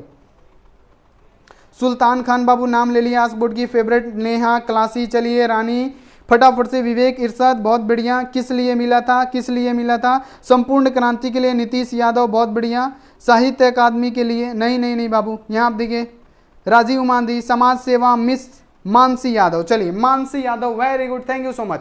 तो यहाँ पे आंसर लगाना है कि समाज सेवा, बाबू क्या? समाज सेवा के लिए, समाज सेवा याद रखने, समाज सेवा के लिए क्या मिला था? जयप्रकाश नारायण जी को मैग्सेसे सम्मान मिला था। अब देखिए जयप्रकाश नारायण ने संपूर्ण क्रांति वाला ऐतिहासिक भाषण कहां और कब दिया? तो बाबू पटना के गांधी मैदान में, है ना, वही गांधी मैदान जो अभी पटना में है, 5 जून 1974 को दिया था। तो 5 जून यहाँ आप देखिए पटना में, यानी पटना के गांधी मैदान में 5 जून 1974 को दिया था। ये संपूर्ण क्रांति वाला ऐतिहासिक भाषण अपने ही पटना मैदान के गांधी मैदान में, यहाँ पे पटना के गांधी मैदान में दिए थे, वही जगह है। ठीक है, ये चलिए अगला कि जयप्रकाश नारायण के बचपन का क्या नाम था? तो बचपन में उन्हें क्या बोला जाता था? बाउल कहा जाता था, ये तो हो गया। अब देखिए जयप्रकाश नारायण के पिता का क्या नाम था? उनके पिताजी का पूछा जाए कि जयप्रकाश नारायण के पिता का नाम क्या था? हर्षुदयाल, है ना, हर्षुदयाल है। तो यहाँ देखिए ना दीनदयाल, ना रामदयाल, ना सर्वदयाल, बाबू कौन थे? तो हर्षुदयाल थे। तो हर्षुदयाल हमारा बी वाला ऑप्शन सही। अगला जी जयप्रकाश नारायण रचित पाठ का नाम क्या है? तो बाबू क्या है? जयप्रकाश ने क्या लिखा? तो याद कर लेना है संपूर्ण क्रांति, है ना, जो छात्र आंदोलन किए थे उसमें संपूर्ण क्रांति वाला एक भाषण दिए थे। ठीक है, याद कर लीजिएगा। संपूर्ण क्रांति क्या है? तो बाबू एक संपूर्ण क्रांति एक भाषण है जो पटना के गांधी मैदान पे खड़ा होकर दिए थे। कौन? जयप्रकाश नारायण, है ना। ये क्या है? भाषण है, और जो भाषण में बोला गया है, बताया गया, वही आपके बुक में लिखा गया है, जो बोले थे बताए थे, यानी क्या हो जाएगा? ये एक प्रकार का क्या हो जाएगा? भाषण हो जाएगा, है ना, स्पीच है। अब देखिए कि संपूर्ण क्रांति पाठ में दिया गया, यहाँ आप देखिए भाषण किसका है? किसका है जी? आपको पता है कि ये किसका है? तो जयप्रकाश नारायण जी ने ना संपूर्ण क्रांति वाला भाषण दिए थे छात्र आंदोलन के समय। तो ये हमारा ए वाला ऑप्शन होगा। देखिए जयप्रकाश नारायण का जन्म कहाँ पे हुआ, ये इंपॉर्टेंट है। अब आप सोचेंगे कि इनका जन्म मतलब ये पटना के गांधी मैदान में इनका भाषण दिए थे, तो हो सकता है कि पटना के गांधी मैदान में हो, नहीं, यहाँ पे इनकी जन्म की बात किया जाए प्यारे बच्चों तो शताब्दियारा, बाबू कहाँ पे, शताब्दियारा इनका जन्म है सन है, तो ये आपको ध्यान में रखना। अगला देख ले, संपूर्ण क्रांति की शुरुआत। बाबू संपूर्ण क्रांति वाला तो भाषण 1974 में दिया गया था, लेकिन ये बाबू शुरुआत भी 1974 में ही हुआ था। प्रारंभ प्यारे बच्चों याद रखना है कि प्रारंभ की बात करें, प्रारंभ भी हमारा 1974 में हुआ था। ठीक है, यहाँ पे 1974 हमारा राइट आंसर। ठीक है, याद रखना है। अगला आज की जयप्रकाश नारायण को समाज सेवा के लिए कौन सा पुरस्कार दिया गया? बाबू समाज सेवा के लिए इनको एक और पुरस्कार मिला था जो कि आगे बताएंगे आपको। अब समाज सेवा के लिए कौन सा पुरस्कार दिया गया? तो समाज सेवा के लिए इनको मिला था प्यारे बच्चों मैग्सेसे सम्मान भारत रत्न। बाबू क्या, मैग्सेसे सम्मान, याद रखना है क्या, मैग्सेसे सम्मान भारत रत्न मिला था, ये आप ध्यान में रखिएगा। ठीक है, अगला आज की जयप्रकाश नारायण मद्रास में अपनी किस मित्र के साथ रुके थे? जब जयप्रकाश नारायण जी मद्रास गए थे, है ना, मद्रास गए थे तो किस मतलब दोस्त के पास रुके थे? तो बाबू ये जो दोस्त था ना, कौन था? तो ईश्वर अय्यर, याद रखने का, ईश्वर अय्यर। इनके दोस्त कौन थे? ईश्वर अय्यर थे, और उन्हीं के पास ये रुके थे। ठीक है, अगला आज ये कि जयप्रकाश नारायण के अनुसार देश का भविष्य किनके हाथों में है? चेला किसके हाथों में है? तो जयप्रकाश नारायण के अनुसार जो देश का हमारा भविष्य है प्यारे बच्चों हमारे हाथ में है, क्योंकि हम युवा पीढ़ी है, हम ही को देश चलाना है। ठीक है, तो आप लोग भी राजनीति में भाग लीजिए। देखिए जयप्रकाश नारायण ने भी ये बात बोली और भगत सिंह ने भी ये बोला कि छात्रों को राजनीति में भाग लेना चाहिए, क्योंकि अचानक आपके पास अगर आप नेता बनते हैं, आपको कुछ ज्ञान नहीं है, तो एक बाइक आपके हाथ में जाएगा तो देश में मतलब वो बागडोर आप संभाल ही नहीं पाएंगे। इसलिए छात्र को ही क्या करना है? भाग लेना है। लेकिन आजकल क्या हो रहा है, पढ़ा लिखा आदमी पापड़ बेच रहा है, चाय बेच रहा है, इसी सब में हैरान है, क्योंकि जो भी नहीं है क्या कीजिएगा। अब देखिए जयप्रकाश नारायण के अनुसार देश का भविष्य किनके हाथों में है प्यारे बच्चों? किनके हाथों में है? नेताओं के हाथों में नहीं है बाबू। इनके अनुसार क्या हो जाएगा? जो भी हमारी नई पीढ़ी है उनके हाथों में है। बोलते हैं कि हम तो बूढ़े हो गए हैं लेकिन देश का भविष्य तो युवा है, ये भाषण में ऐसे बोले, हम तो बूढ़े हो गए हैं, देश का भविष्य तो युवा है, ये बोलते हैं। चलिए संपूर्ण क्रांति का नारा किसने दिया? जयप्रकाश नारायण। अगला आज ये कि जयप्रकाश नारायण ने बिहार विद्यापीठ से कौन सी परीक्षा दी? तो बिहार विद्यापीठ का नाम आया, तो बिहार विद्यापीठ में क्या किया था प्यारे बच्चों? आईएससी की परीक्षा दी थी। आईएससी की परीक्षा कहां से दी? तो याद रखना कि बिहार विद्यापीठ से दी, बी वाला ऑप्शन सही। देखिए जयप्रकाश नारायण किसको भाई कहते थे? बहुत इंपॉर्टेंट है कि जयप्रकाश नारायण जी किसको भाई कहते थे। तो भाई वो किसे कहते थे? तो रामनाथ गोयन को, गंगा बाबू को, बाबू दिनकर जी को ना, जवाहरलाल नेहरू को वो भाई कह के बुलाते थे। बाबू भाई किसे कहते थे? तो जवाहरलाल नेहरू को कहते थे। ठीक है, अगला कि किस अस्पताल में दिनकर जी का निधन हुआ? तो दिनकर जी का निधन पूछे तो विलिंगडन नर्सिंग होम है, Willingdon nursing home, Dinkar ji का निधन विलिंगडन नर्सिंग होम, याद रखना है। डी वाला ऑप्शन सही। चलिए निम्नांकित उदाहरण किस पाठ से लिया गया कि अपना देश पिछड़ा हुआ है, अपना देश पिछड़ा हुआ है, बावजूद इसके हमने लोकतंत्र की स्थापना की? तो प्यारे बच्चों ये भी किसने बोला था? तो प्यारे बच्चों जयप्रकाश नारायण ने संपूर्ण क्रांति में जो भाषण दे रहे थे उनमें। अगला आज के अर्धनारीश्वर पाठ के लेखक कौन है? अब आ जाइए अर्धनारीश्वर पे। तो अर्धनारीश्वर के पाठ के लेखक कौन है? तो प्यारे बच्चों अर्धनारीश्वर के पाठ के लेखक हो जाएंगे प्यारे बच्चों, याद रखना है कौन? रामधारी सिंह दिनकर। और ये कहाँ से बिलोंग करते थे? तो ये बिहार के बेगूसराय। इकलौता जो आपका पूरा दोनों बुक है उसमें से इकलौता ये जो है ना बिहार से संबंधित है, याद रखिएगा। दिनकर जी का जन्म बिहार के किस जिले में हुआ था? तो ये बेगूसराय के सिमरिया नामक गांव। बेगूसराय में बहुत सारे बच्चे होंगे जो सिमरिया गांव को जानते भी होंगे, है ना।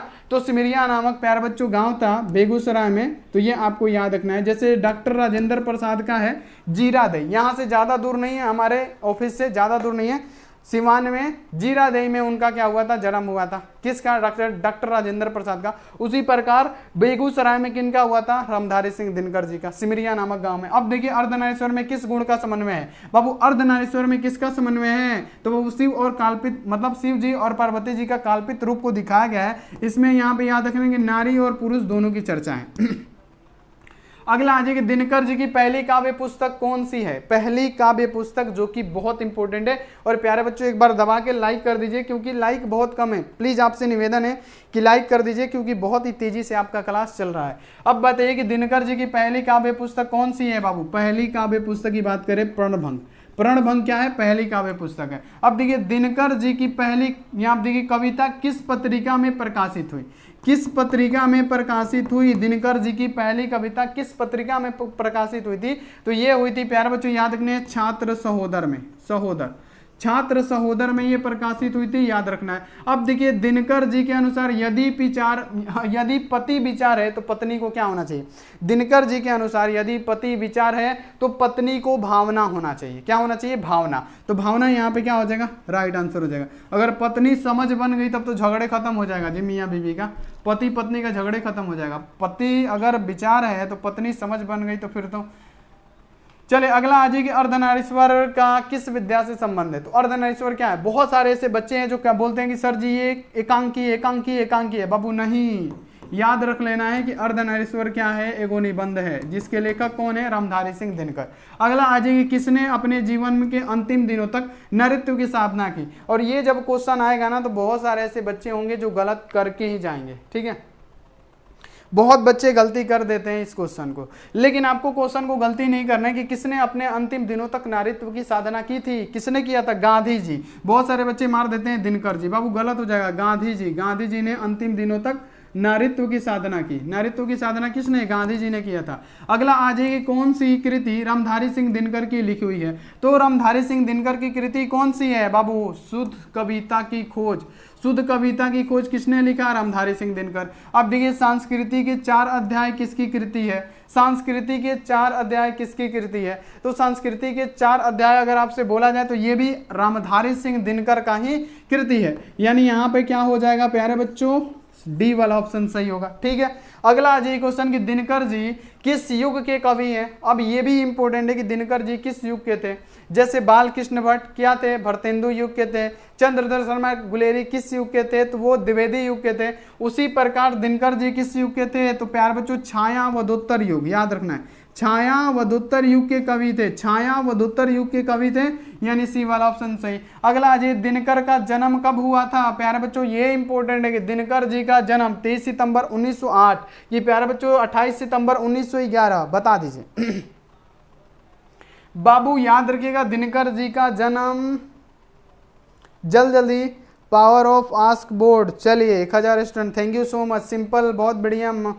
मनीष कुमार आस्क बोर्ड, गोविंदा, चलिए जल्दी बाबू, अमू का सही है 1908, गोल्डी बहुत बढ़िया, वेरी गुड, सभी का आ रहा है बाबू, सभी का आना चाहिए, यही आंसर ही होगा 23 सितंबर 1908, ठीक है। अगला आ जाइए कि गंधारी कौन थी। तो बाबू गंधारी की चर्चा है अर्धनारीश्वर में, वो दुर्योधन की माँ होती है। गंधारी कौन होती है, दुर्योधन की माँ, ठीक है, याद रखिएगा। अगला आ जाइए कि अर्धनारीश्वर का काल्पित रूप। बाबू अर्धनारीश्वर में किसका काल्पित रूप है, तो अर्धनारीश्वर में शिव जी और पार्वती जी का काल्पित रूपों को दिखलाया गया है, ठीक है। काल्पनिक का मतलब ये होता है आभास कराया गया है शिव जी और पार्वती जी का, ठीक है। तो याद कर लेना है क्या हो जाएगा, शिव और पार्वती जी का क्या किया गया है, आभास दिखलाया गया है काल्पित रूप को। युद्ध और शांति की समस्या पर लिखी गई काव्य कृति, युद्ध और शांति। तो बाबू युद्ध में क्या होगा, नील कुसुम होगा, द्विंगित होगा, रसीमरती होगा, नहीं, युद्ध और यहाँ पे शांति की समस्या पर लिखी गई काव्य कृति कौन सी होगी, कुरुक्षेत्र। याद रखना है क्या, कुरुक्षेत्र हो जाएगा, याद रखना है। अब देखिए दिनकर जी को किस कृति पे भारतीय ज्ञानपीठ। अब देखिएगा ये इसमें 2 टाइप का क्वेश्चन आता है जिसमें बच्चे गलती करते हैं, प्लीज आप लोग ना जाइए बच्चे। बाबू यहाँ देखिए क्वेश्चन आपके सामने ये रहा कि दिनकर जी की किस कृति पर भारतीय ज्ञानपीठ पुरस्कार प्राप्त हुआ। तो दिनकर जी की कौन सी ऐसी कृति है बाबू, उर्वशी पे भारतीय ज्ञानपीठ पुरस्कार मिला था। और संस्कृति के 4 अध्याय पे क्या मिला था, संस्कृति के 4 अध्याय पे भी मिला था, लेकिन उस पे क्या मिला था वो आपको बताना है, ठीक है। दिनकर जी की कौन सी कृति थी जिसपे भारतीय ज्ञानपीठ पुरस्कार मिला था, उर्वशी पे, है ना। अगला आ जाइए निम्नलिखित में से कौन सी रचना दिनकर जी की नहीं है। बाबू दिनकर जी की कौन सा नहीं है, जूठन के लेखक ओम प्रकाश वाल्मीकि। तो जब आपको पता है ये जूठन के लेखक ओम प्रकाश वाल्मीकि के है तो यही ना नहीं होगा। अगला आ जाइए दिनकर जी का जन्म बिहार के किस जिले में हुआ था। बाबू बेगूसराय जिला, सिमरिया नामक गांव था, तो बी वाला ऑप्शन सही। अगला आ जाइए कि बुद्ध और महावीर ने नारियों को कौन सा अधिकार दिया। बुद्ध और महावीर ने नारियों का कब मतलब बोला जा रहा है, कि क्या वरदान दिया था, क्या अधिकार दिया था। तो बाबू यहाँ पे याद रखना है कि कौन सा अधिकार दिया था, संन्यास लेने का नहीं, पति से त्याग करने का नहीं, इनमें से कोई नहीं बाबू यहाँ पे याद रखना है कि भिक्षुड़ी होने का, है ना, किसका, भिक्षुड़ी होने का, बी वाला ऑप्शन सही। अगला आ जाएगी पुरुष जब नारी का गुण ले लेती है तो वह देवता बन जाता है, हाँ? जब पुरुष नारी का गुण ले लेता है तो वह देवता बन जाता है, किंतु जब नारी पुरुष का गुण सीख लेती है तब वह राक्षसी हो जाती है। तो वह किसका है, तो ये जो बोला था ना, प्रेमचंद्र ने बोला था कि अगर कोई नर है, अगर कोई नर नारी का रूप ले लिया, तो अगर कोई नर नारी का रूप ले लिया तो प्यारे बच्चों क्या होगा, वो क्या हो जाएगा, देवता बन जाएगा। लेकिन अगर कोई नारी नर का रूप ले लेती है तो वो राक्षसी बन जाती है। और नारी नर का रूप कब लेगी, तो प्यारे बच्चों जब ज्यादा क्रोधित होगी, जब ज्यादा उस पर बीतेगा तब लेगी, है ना, ऐसे थोड़ी ना नर का रूप ले लेगी। और राक्षसी कैसे बनेगी, जब उसके क्रोध को भड़काया जाएगा, है ना। तो ये आपको ध्यान में रखना है ये बात कि किसने कहा था, प्रेमचंद्र ने कहा था। अगला आज ये कि अर्धनारीश्वर शंकर और पार्वती जी का किस प्रकार का रूप है, तो ये काल्पित रूप को दिखलाया गया है, काल्पित रूप। काल्पित का मतलब क्या, आभास होता है, ठीक है। अगला आज ये कि प्रेमचंद्र के अनुसार नारी जब पुरुष का गुण सीख लेती है तब वो क्या हो जाती है, राक्षसी हो जाती है। क्या, राक्षसी हो जाती है। अगर पुरुष का गुण सीख लेगी नारी ना तो वो राक्षसी हो जाएगी, राक्षस बन जाएगी। तो ये किसका है, रामचंद्र का है। अब देखिए दिनकर जी की कृति पर भारतीय ज्ञानपीठ पुरस्कार प्राप्त हुआ। तो बाबू हमने क्या बताया, ज्ञानपीठ मिला था उर्वशी पे। अब आइए अगला क्वेश्चन आइए कि रामधारी सिंह दिनकर का जन्म हुआ था, सिमरिया गांव था और बेगूसराय बिहार था। तो बी वाला ऑप्शन। अब ये देखिए क्वेश्चन कि रामधारी सिंह दिनकर, क्या लिखा हुआ है बाबू, रामधारी सिंह दिनकर की गद्य कृति कौन कौन सी नहीं है, गद्य कृति कौन नहीं है, देखिए नहीं है लिखा गया, नहीं है। तो गद्य कृति कौन सी नहीं है, तो मिट्टी की ओर, अर्धनेश्वर, ये तो सभी रामधारी सिंह दिनकर का। आषाढ़ का एक दिन ये भी है, काव्य की भूमिका, शुद्ध कविता की खोज। लेकिन प्यारे बच्चों अगर आपसे बोला जाए आषाढ़ का एक दिन नहीं ना है जी, आषाढ़ का एक दिन नहीं है, तो आषाढ़ का एक दिन मारिएगा, ये नहीं है आषाढ़ का एक दिन। बाकी काव्य की भूमिका, शुद्ध कविता की खोज, व्हाट पीपल और दिनकर की डायरी, ये सब तो है ना। चलिए डी ऑप्शन बता रहे हैं जी, डी ऑप्शन बता रहे हैं जी बाबू, आषाढ़ का एक दिन नहीं है ना। चलिए बहुत बढ़िया, पासवान। अगला आज ये क्वेश्चन है कि नर और नारी के काम क्या है बाबू, नर और नारी का काम क्या है। तो नर का काम है खेतों में कुदाल चलाना, क्या बाबू, खेतों में कुदाल चलाना। और नारी का प्यार बच्चों उछरना पोछरना करना, यानी चूल्हा चौकी करना, ठीक है। आंचल, चले बहुत बढ़िया, आषाढ़ का एक दिन, बिल्कुल बाबू सही है। चले सही में समझ में आया कि नारी का विकास कब हुआ, जब पुरुष क्या हो गए, खेतों में काम करने लगे, है ना। कृषि का विकास हुआ तभी नारी का भी विकास हुआ। तो कृषि, जितने भी पुरुष थे, पति थे, वो खेतों में करने लगे और जितनी भी नारियां थे वो घर गृहस्थी संभालने लगी, उसी समय से नारी का विकास हुआ। चलिए पुरुष यहाँ देखिए रूप तो वृक्ष बन गया पर नारी की उससे बना दिया, है ना। यानी बोला जाता है कि पुरुष क्या है, वृक्ष है, तो नारी क्या है, उसकी लता है। कैसे है, क्योंकि नारी जो थी ना पहले पूरे अपने पति पे ही निर्भर थी, शादी हो जाता, अभी भी कितनी है कि अपने पति पे ही निर्भर होती है पत्नियां, है ना। पत्नियां जो होती है पति पे ही निर्भर होती है। यानी जो लता होती है प्यारे बच्चों, पेड़ों पे क्या होती है, उलझी हुई होती है। लता ऐसे खड़ा नहीं हो सकता है, वो पेड़ों के सहारे ही आगे बढ़ती है ना। यानी वही बोला गया है आपसे कि पुरुष तो वृक्ष बन गया है पर नारियां अभी भी क्या है, लता ही है। यानी पुरुष आगे निकल गया लेकिन नारियां अभी उसी के सहारे आगे बढ़ती है, ठीक है। अगला, कौन सी रचना बिहार से संबंधित है। बिहार के एक ही थे जिनका नाम क्या है, रामधारी सिंह दिनकर, एक लौता यही थे। अगला आज है कि किसकी रचना की पंक्ति, यानी किस रचना की ये पंक्ति है, कौन सी पंक्ति है कि नारी स्वप्न है, नारी सुगंध है, नारी पुरुषों की बाह में झूलती हुई एक जूही की माला है। तो प्यारे बच्चों आपको ध्यान में रखना है किसका है, तो ये रामधारी सिंह दिनकर की लिखी हुई में लिखा गया है, इसी में ना है, तो डी वाला ऑप्शन सही। अब देखिए कि किस रचना पर दिनकर जी को साहित्य अकादमी पुरस्कार प्राप्त हुआ। अब देखिए साहित्य अकादमी पुरस्कार ये अलग है, साहित्य अकादमी किस पे मिला था, उर्वशी पे ज्ञानपीठ, उर्वशी पे ज्ञानपीठ। लेकिन साहित्य अकादमी किस पे मिला था, तो संस्कृति के 4 अध्याय पे साहित्य अकादमी पुरस्कार मिला था, लेकिन उर्वशी पे ज्ञानपीठ पुरस्कार। अगला आज एक यहाँ देखिए, परिधानता के कारण नारी अपने अस्तित्व को यहाँ पे क्या अधिकारिणी नहीं रही, यानी क्या रही, अधिकारिणी नहीं रही, यह कथन किस पाठ से संबंधित है? तो यहाँ देखिए परिधानता के कारण नारी अपने अस्तित्व की अधिकारिणी नहीं रही, यह पाठ जो है अर्धनारीश्वर का है, तो ये भी आपको ध्यान में रखना। अब देखिए नारी और नर एक ही द्रव के ढाली की दो प्रतिमाएं हैं, किस रचना की पंक्ति है? तो ये भी जो है प्यारे बच्चों किसकी है? रामधारी सिंह दिनकर की। तो रामधारी सिंह दिनकर राइट आंसर। देखिए सच्चिदानंद हीरानंद वत्ससेन अज्ञेय द्वारा लिखी हुई कहानी कौन से है? तो बाबू अज्ञेय, रोज कहानी के लेखक अज्ञेय। रोज कहानी में नायक कौन है? मलतिया। आपको याद रखना है मालती जो है नायक है, तो ये भी आपको ध्यान में रखना। अगला क्वेश्चन का आंसर लगाइए। तो चला अगला क्वेश्चन का आंसर बताइए तो फटाफट से कि अज्ञेय मूलतः क्या थे? ये क्वेश्चन मस्त है। राजीव मांझी बहुत बढ़िया।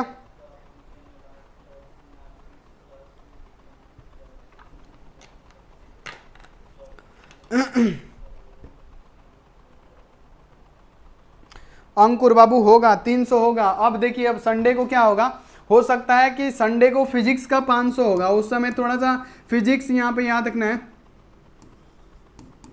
जो फिजिक्स होता है ना प्यारे बच्चों, याद रखना कि इसमें थोड़ा सा समझना पड़ेगा, और 500 क्वेश्चन करने के लिए ना कम से कम 4 घंटा लगेगा, 4 घंटा लगेगा, क्योंकि समझ के हम लोग करना है। अब हिंदी की तरह तो नहीं है ऐसे मार के चलेगा।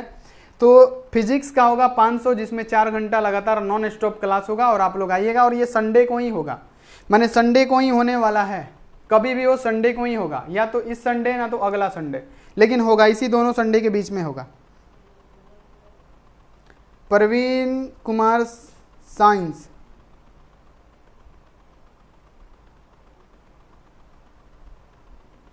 अच्छा बाबू सोल्व कर देंगे। अगला अज्ञेय मूलतः क्या थे? तो जो अज्ञेय थे ना, ये एक प्रकार के क्या थे? निबंधकार थे बाबू। अज्ञेय जी कहानीकारक थे, ठीक है। अज्ञेय जी क्या थे? कहानीकारक थे, ठीक है। अज्ञेय जी कहानीकारक थे, कहानीकारक मारिएगा बाबू, और कुछ नहीं। अगला आज कि अज्ञेय जी ने इंटर कहाँ से पास किया? तो बाबू ये मद्रास क्रिश्चियन कॉलेज से इंटर पास किए थे, मद्रास क्रिश्चियन कॉलेज। अब देखिए अज्ञेय की पहली कहानी कब प्रकाशित हुई? बाबू 1924 से 3 क्वेश्चन बनता है कि लेनिन की मृत्यु भी 1924, जयप्रकाश जी मार्क्सवादी 1924, और यहाँ पे अज्ञेय की पहली कहानी 1924, ठीक है। यहाँ पे याद रखना अगला कि महेश्वर की पत्नी का नाम क्या था? महेश्वर कौन था? तो मालती का पति था, जो पेशे से क्या था? पेशे से एक डॉक्टर था, तो ठीक है याद रखना है ए वाला ऑप्शन सही। अगला आज कि अज्ञेय जी को कौन सी कहानी गिरगेन नाम से प्रसिद्ध थी? तो रोज कहानी याद रखना है। जो रोज कहानी है ना, रोज कहानी का पहला यानी प्राचीन नाम क्या था? गिरगेन था, ठीक है। गिरगेन क्या है? एक प्रकार की बीमारी है, ठीक है, नाम बदल दिया गया इसका। चलिए लेखक कितने वर्षों बाद मालती से मिलने आया था? बाबू 4 वर्षों बाद मालती से मिलने आया था। क्या बन के आया था जी? बाबू क्या बन के आया था? दूर के रिश्तेदार का भाई, लेकिन वो खुद बताते हैं कि दूर के रिश्तेदार के भाई नहीं थे हम लोग एक दोस्त के माफिक थे, भाई बहन का कोई रिश्ता नहीं था, लेकिन शादी हो गया तो भाई बन के जाना पड़ेगा, है ना। जैसे भी आपको पता भी होगा कि मामा वाला गांव की कहानियां याद है ना आपको, कि बचवा आया तो उसको बोलने लगा मामा, ये कहानी याद है ना आपको। चलिए अगला आ जाइए कि मालती के पति किस बीमारी का ऑपरेशन करके आए थे? तो मालती के जो पति थे ना, वो गिरगेन नामक बीमारी का ऑपरेशन करके आए थे। ये बहुत खतरनाक बीमारी है, ये भी आपको याद रखना है। मालती के पति का नाम क्या था? महेश्वर था, ये भी आपको याद रखना है। अगला आ जाइए कि अज्ञेय जी ने घर में किस, यहाँ आप देखिए, हस्तलिपि पत्रिका का संपादन किया। ये मस्त क्वेश्चन है, किस हस्तलिपि पत्रिका का संपादन किया था, ये आपको बताना है। किस हस्तलिपि, किसने? अज्ञेय ने। तो बाबू याद रखना है आनंद बंधु, क्या? आनंद बंधु का, आनंद बंधु पत्रिका का संपादन किया था किसने? बाबू अज्ञेय जी ने, याद रखना है। अगला आज की रोज कहानी का कौन सा पात्र डॉक्टर पेशे से जुड़ा था? तो बाबू मालती का ये जो पति था ना, वो क्या था? डॉक्टर के पेशे से जुड़ा था, ठीक है, ए वाला ऑप्शन सही हो जाएगा। अगला आज कि महेश्वर कौन सा फल लेके घर पे आया था? तो महेश्वर था आम लेके आया था। कौन सा फल? आम का फल लेके। तो क्या हो जाएगा बाबू? आम का फल लेके घर आया था। अगला आज कि अज्ञेय जी ने कितने वर्षों की उम्र में कविता लिखना शुरू किया? तो बाबू अज्ञेय जी ने कितने वर्षों के? तो 10 वर्ष के थे ना, तो ये कविता लिखना शुरू कर दिए अज्ञेय जी, जो रोज कहानी के लेखक थे, मतलब, तो ये क्या हो जाएगा? राइट आंसर हो जाएगा। अगला अज्ञेय किस वाद से संबंधित है? ये भी क्वेश्चन है कि अज्ञेय जी किस वाद से संबंधित है। पत्रिका तो उनका आनंद बंधु था, हस्तलेखी पत्रिका आनंद बंधु, लेकिन किस वाद से थे? तो प्यारे बच्चों ये मतलब प्रयोगवाद के थे। ठीक है, ये कौन से वाद के थे? तो प्रयोगवाद के ये कवि है, यानी बी वाला ऑप्शन सही। अब देखिए इनमें अज्ञेय का नाटक कौन है? बाबू करबला, बकरी, सिपाही की माँ, ये गए क्या जी? ये तो सिपाही की माँ किसका है? सिपाही का माँ ये तो मोहन राकेश का है ना, तो आपको पता है जब ये मोहन राकेश का है तो ये हमारा हो जाएगा। अरे ओ सॉरी, कौन पूछा है कौन सा नाटक है? बाबू इसमें से कौन सा हो जाएगा? उत्तर प्रियदर्शी हो जाएगा ना, उत्तर प्रियदर्शी, करबला नहीं होगा, उत्तर प्रियदर्शी हो जाएगा। अज्ञेय जी का उत्तर प्रियदर्शी हो जाएगा। ठीक है, उत्तर प्रियदर्शी। अब देखिए मालती महेश्वर के संतान का नाम क्या था? मालती और महेश्वर का जो संतान था उसका नाम क्या था? टीटी था। ये चिड़चिड़ा हो गया था अकेले रहने के कारण, किसी की गोद में नहीं जाता था, माँ के गोद में ही रहता था। अब आ जाइए अगला क्वेश्चन आपके सामने है कि नदी के द्वीप किसकी रचना है? नदी के द्वीप की बात करें तो ये भी अज्ञेय जी का रचना है, तो मारिएगा अज्ञेय जी। अगला आ जाइए अज्ञेय जी का जन्म कब हुआ? 7 मार्च 1911, 18 मार्च 1912, 23 मार्च 1911 कि 25 मार्च 1900? प्यारे बच्चों 13। 54 का राइट आंसर बता दीजिए फटाफट से। तो देखिए अरे बाबू बी नहीं होगा जी, 18 बिल्कुल गलत होगा। अज्ञेय जी का जन्म 7 मार्च 1911 को हुआ था, याद रखना है। अब देखिए अज्ञेय जी के पिता का नाम क्या था? अज्ञेय के पिता कौन थे? तो बाबू याद रखने के डॉक्टर हीरानंद शास्त्री। हीरानंद शास्त्री क्या थे? अज्ञेय जी के पिता थे। अगला आ जाएगी कौन सी रचना अज्ञेय जी की नहीं है? बाबू तिरिच के लेखक उदय प्रकाश। जब ये उदय प्रकाश का है, जब ये उदय प्रकाश का है, तो जब ये उदय प्रकाश का है तो अज्ञेय जी का कैसे होगा? याद रखिएगा। चलिए रोज कहानी की नायक, यानी रोज कहानी की नायक मतलब क्या? उस कहानी का हीरो कौन है? तो ये मालती है। ठीक है, रोज कहानी की नायक मालती। अगला आ जाएगी रोज कहानी में अतिथि बनकर कौन आया था? तो मालती के दूर के रिश्तेदार यानी कौन हो जाएंगे? अज्ञेय जी आए थे। ठीक है, अगला आ जाइए क्वेश्चन की कौन सी कृति अज्ञेय की है? बाबू अज्ञेय की कृति कौन सी है? यहाँ पे नदी के द्वीप क्या हो जाएंगे? अज्ञेय की कृति हो जाएगा, है ना, याद रखिएगा। ठीक है, अगला आ जाइए रोज इनमें से क्या है? तो रोज एक प्रकार की कहानी है। अगला आ जाइए अज्ञेय की माँ का नाम क्या था? अब यहाँ पे बताइए अज्ञेय की माँ की नाम शीला देवी गलत, राधा देवी, यहाँ पे देखिए संकुलता देवी गलत, व्यांति देवी था, व्यांति देवी। याद रखना है क्या? अज्ञेय की माता का नाम पूछा गया कि अज्ञेय की माता का नाम क्या था? व्यांति देवी राइट आंसर। ठीक है, तो चला ये क्वेश्चन आप लोग याद रखिएगा। अगला एक लेख और एक पत्र के रचनाकार। बाबू एक लेख और एक पत्र, पत्र किसके नाम? लेख तो हम स्टूडेंट के नाम, पत्र सुखदेव के नाम। बाबू ये किसके लिखा हुआ था? भगत सिंह का लिखा हुआ था, तो भगत सिंह का राइट आंसर। अब देखिए भगत सिंह ने पिता सरदार किशन सिंह और चाचा अजीत सिंह के साथ यहाँ पे मतलब ये जो थे किसके सहयोगी थे? तो ये जो सहयोगी थे ना लाला लाजपत राय के सहयोगी थे। किसके सहयोगी थे ये लोग? चाहे पिताजी जो है प्यारे बच्चों किशन सिंह हो, चाहे चाचा अजीत सिंह हो, ये किसके सहयोगी थे? तो आपको याद रखना है कि लाला लाजपत राय के। भगत सिंह ने अपने नेतृत्व में पंजाब में नौजवान भारत सभा का गठन कब किया था? बाबू नौजवान भारत सभा की गठन, ये इंपोर्टेंट क्वेश्चन है, ध्यान में रखिएगा। 164 का राइट आंसर बता दीजिए सभी बच्चे। नौजवान भारत सभा की गठन कब हुई थी? जल्दी जल्दी बता दीजिए, देखते हैं किसका राइट आंसर आता है। अरे बाबू गलती मत बताइए, बी कैसे होगा? बाबू याद रखिएगा 1924, अरे 1924 भी नहीं होगा जी, 1924 नहीं होगा, 1926 होगा। 1924 नहीं होगा, 1926 होगा बाबू, 1926 में, 1926 में, 1924 नहीं 1926।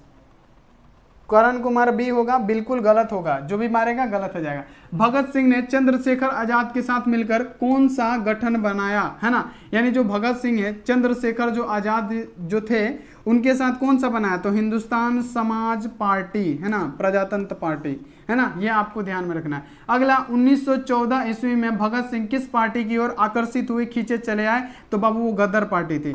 गदर पार्टी की तरफ क्या हुए? आकर्षित हुए थे। ठीक है, एगो नरम दल था, एगो गरम दल था। ठीक है, तो नरम दल में गांधी जी थे और गरम दल में हमारे भगत सिंह जी थे। अगला जी चौरा चौरी कांड क्या हुआ था? बाबू चौरा चौरी कांड में क्या हुआ था? अंग्रेजों के कस्बा में जो भी रहते थे अंग्रेजी जवान पुलिसकर्मी थे तो उनको जला दिया गया। यहाँ पे याद रखना यूपी की घटना है, चौरा चौरी कांड 1922 ईस्वी में हुआ था, ये भी आपको ध्यान में रखना है। अगला आ जाएगी कौन सा निबंध भगत सिंह का लिखा हुआ नहीं है? बम और दर्शन लिखा हुआ है। प्यारे बच्चों युवक है, ठीक है, विद्यार्थी और राजनीति है, लेकिन यहाँ पे परिवेश इनका नहीं है।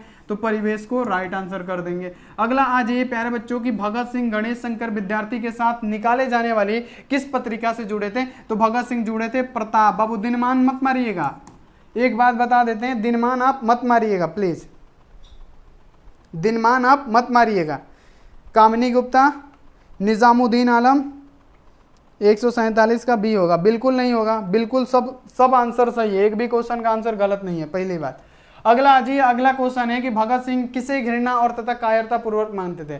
तो भगत सिंह बोलते थे कि आत्महत्या करना ये क्या है, कायरता पूर्वक है, इससे तो अच्छा कि देश के लिए तुम जान दे दो, है ना, तो ये होता है। तो आत्महत्या को ये क्या मानते थे, कायरता पूर्वक मानते थे। ठीक है, अगला आज ये कि सन 1926 में भगत सिंह ने किस दल का गठन किया?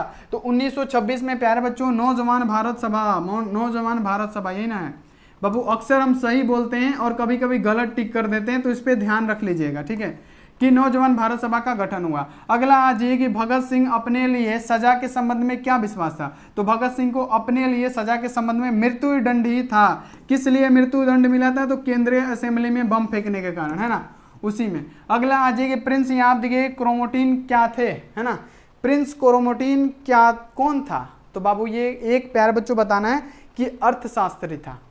प्रिंस क्रोमोटीन क्या था? तो बाबू ये क्या था, अर्थशास्त्र का एक विद्वान व्यक्ति था, उसी में इनका भी चर्चा है, तो ये भी आपको याद रखना है। भगत सिंह की फांसी कब दी गई? इंपॉर्टेंट क्वेश्चन है। भगत सिंह की फांसी जो है कब दी गई? 23 मार्च 1931, 24 मार्च 1931, 25 मार्च 1931, कब दिया गया? जल्द जल्दी बता दीजिए बाबू, इंपॉर्टेंट क्वेश्चन है, गलती मत कीजिएगा। सुम्मी कुमारी, सिद्धार्थ ब्रांड। चलिए बाबू याद रखना है, भगत सिंह को 23 मार्च 1931 को फांसी दी गई, 7:00 याद रखिएगा। एक लेख और एक पत्र की रचना कौन है? तो भगत सिंह हमारे खुद है, भगत सिंह ने लिखा है, एक लेख और एक पत्र, है ना। अगला आ जाइए कि प्रताप के संस्थापक संपादक कौन है? ये जरूरी है, प्रताप के संपादक और संस्थापक कौन है बाबू? प्रताप के संपादक और संस्थापक तो बाबू याद रखना है कि गणेश शंकर विद्यार्थी के साथ मिलके कौन, भगत सिंह ने प्रताप का संपादन किया था, ए वाला ऑप्शन से। अब देखिए भगत सिंह का जन्म कब हुआ था? भगत सिंह का जन्म हुआ था बाबू, भगत सिंह का जन्म कब हुआ था? 28 अक्टूबर 1907, 22 अक्टूबर 1908, 23 अक्टूबर 1910, तो ये 27 सितंबर, ये गलत हो गया। क्या हुआ था प्यारे बच्चों? भगत सिंह की जन्म की बात करें तो भगत सिंह का जन्म गलती कैसे बता रहे हैं जी? यहाँ पे याद रखना है कि भगत सिंह का जो जन्म हुआ था ना 22 को नहीं हुआ था, 28 याद रखिएगा, 28 अक्टूबर 1907 को भगत सिंह का जन्म हुआ था, याद रखना है। चलिए भगत सिंह के चाचा का नाम क्या था? तो पिता कौन थे? तो बाबू पिता कौन थे? सरदार किशन सिंह। और चाचा कौन थे? तो बाबू याद रखना है कि चाचा अजीत सिंह थे। तो अजीत सिंह क्या थे? चाचा थे। अगला आ जाएगी यहाँ पे देख लीजिए, विद्यार्थी और राजनीति शीर्षक निबंध किसका लिखा हुआ है? तो विद्यार्थी को राजनीति में भाग लेना चाहिए, ये किसने कहा था? भगत सिंह ने, और ये इन्हीं का लिखा हुआ है, सी वाला ऑप्शन सही। अगला आ जाइए, भगत सिंह प्रभावित थे किससे? ये कार्ल मार्क्स से प्रभावित थे, है ना, ये कार्ल मार्क्स से प्रभावित थे, है ना। जैसे Martin Luther king Gandhi ji से प्रभावित थे, वैसे ही भगत सिंह किससे? कार्ल मार्क्स से ये प्रभावित थे, ठीक है। तो ये भी क्वेश्चन आपको याद होना चाहिए। चलिए मैं नास्तिक क्यों हूं? मैं नास्तिक क्यों हूं? मैं नास्तिक क्यों हूं? किसका लिखा हुआ है? तो बाबू याद रखना है भगत सिंह का। मैं नास्तिक क्यों हूं? ये भगत सिंह का लिखा हुआ है। तो यहाँ पे क्या हो जाएगा? ए वाला ऑप्शन सही। अब देखिए भगत सिंह ने किसको पत्र लिखा था? भगत सिंह ने किसको पत्र लिखा था? तो पत्र बाबू याद रखना है कि पत्र सुखदेव के नाम और लेख हम विद्यार्थी के नाम। लेख किसके लिए? याद रखना है, लेख हम सब के लिए, हम सब यानी छात्रों के लिए। छात्रों को क्या करना चाहिए? राजनीति में भाग लेना चाहिए। चले कुलविंदर सिंह और कुलतार सिंह भगत सिंह के कौन थे? तो बाबू कुलविंदर और कुलतार इनके क्या थे बाबू? चाचा तो अजीत सिंह थे, मामा नहीं थे, ये भतीजा भी नहीं थे, इनके भाई थे। कुलविंदर सिंह और कुलतार सिंह भगत सिंह के भाई थे। अब देखिए गणेश शंकर विद्यार्थी किस पत्र का संपादन करते थे? तो बाबू प्रताप, है ना, याद रखना है। अगला आ जाइए कि भगत सिंह ने अपने मित्रों के साथ केंद्रीय असेंबली में बम कब फेंका था? क्वेश्चन है कि भगत सिंह ने अपने मित्रों के साथ केंद्रीय असेंबली में बम कब फेंका था? तो प्यारे बच्चों 10 अप्रैल 1929 की 8 अप्रैल 1929 को। बताइए तो फटाफट से, जल्दी जल्दी बताइए। 8 अप्रैल 1929 को बम फेंका था। तो यहाँ पे क्या हो जाएगा प्यारे बच्चों? 185 का बी ऑप्शन राइट। चलिए थक गए जी, आप लोग थक गए, हम नहीं थके हैं, आप लोग थक गए हैं जी, हम बोल रहे हैं इतना। देखिए किसने कहा, यानी किसने कहा कि अभी देश के भाग्य का निर्णय हो, जब देश के भाग्य का निर्णय हो रहा हो तो व्यक्तियों को भाग्य को पूर्णतः भुला देना चाहिए कि मेरे भाग्य में क्या है, वो तो बाद में देखेंगे। अगर देश के भाग्य का निर्णय चल रहा हो तो अपने भाग्य को भुला देना चाहिए। ये जो वर्ड था भगत सिंह का था कि जब देश का बात आए ना तो सबको मिलजुल के देश का साथ देना चाहिए, ठीक है। तो यहाँ पे क्या हो जाएगा, ए वाला ऑप्शन सही होगा। चलिए, भगत सिंह का पैतृक गांव कहाँ था? तो भगत सिंह का जो पैतृक गांव था ना प्यारे बच्चों, ये कहाँ था? तो प्यारे बच्चों खटकड़ गांव पंजाब, है ना, है ना, खटकड़ कला पंजाब हो जाएगा ना, खटकड़ कला पंजाब, बंग चक्का, है ना, खटकड़ कला पंजाब। क्योंकि बाबू उनका जो जन्म हुआ था ना बंग चक्का 105 लोयलपुर पाकिस्तान, उनका जन्म भगत सिंह का, हमने आपको बताया था। चलिए अगला आ जाइए, अगला है भगत सिंह के माता पिता। तो पिता आपको पता है ना प्यारे बच्चों कौन है? पिता कौन है? किशन सिंह है। माता कौन थे? विद्यापति, यहाँ पे याद रखना है कौन? विद्यावती एवं, यहाँ पे याद रखना है विद्यावती एवं सरदार किशन सिंह। तो ये हमारा राइट आंसर हो जाएगा। अगला आ जाइए, अगला है कि भगत सिंह के पिता कितनी बार जेल गए? अनेक बार जेल गए, है ना। वो लाला लाजपत राय के सहयोगी थे, इनके चाचा भगत सिंह सब। अब देखिए भगत सिंह की कृतियां कौन सी है? तो भगत सिंह की कृतियां विद्यार्थी और राजनीति, ये तो हमने आपको बताया। यहाँ आप देखिए सत्याग्रह और हड़तालें, बम का दर्शन, भारतीय क्रांतियों का आदर्श। तो ये जितनी भी है ना, ये प्यारे बच्चों याद रखना है कि ये पंजाब और भाषा पे लिखी गई, ये भी है, विश्व प्रेम भी है, युवक में नास्तिक क्यों हूँ, ये है, ये भी है, ये भी है, ये भी है, यानी उपयुक्त तो सभी हो जाएगा, सब के सब है। डी वाला ऑप्शन सही। अगला, एक पत्र किसको लिखा? बाबू पत्र तो सुखदेव के नाम ही था, सुखदेव के नाम ही था।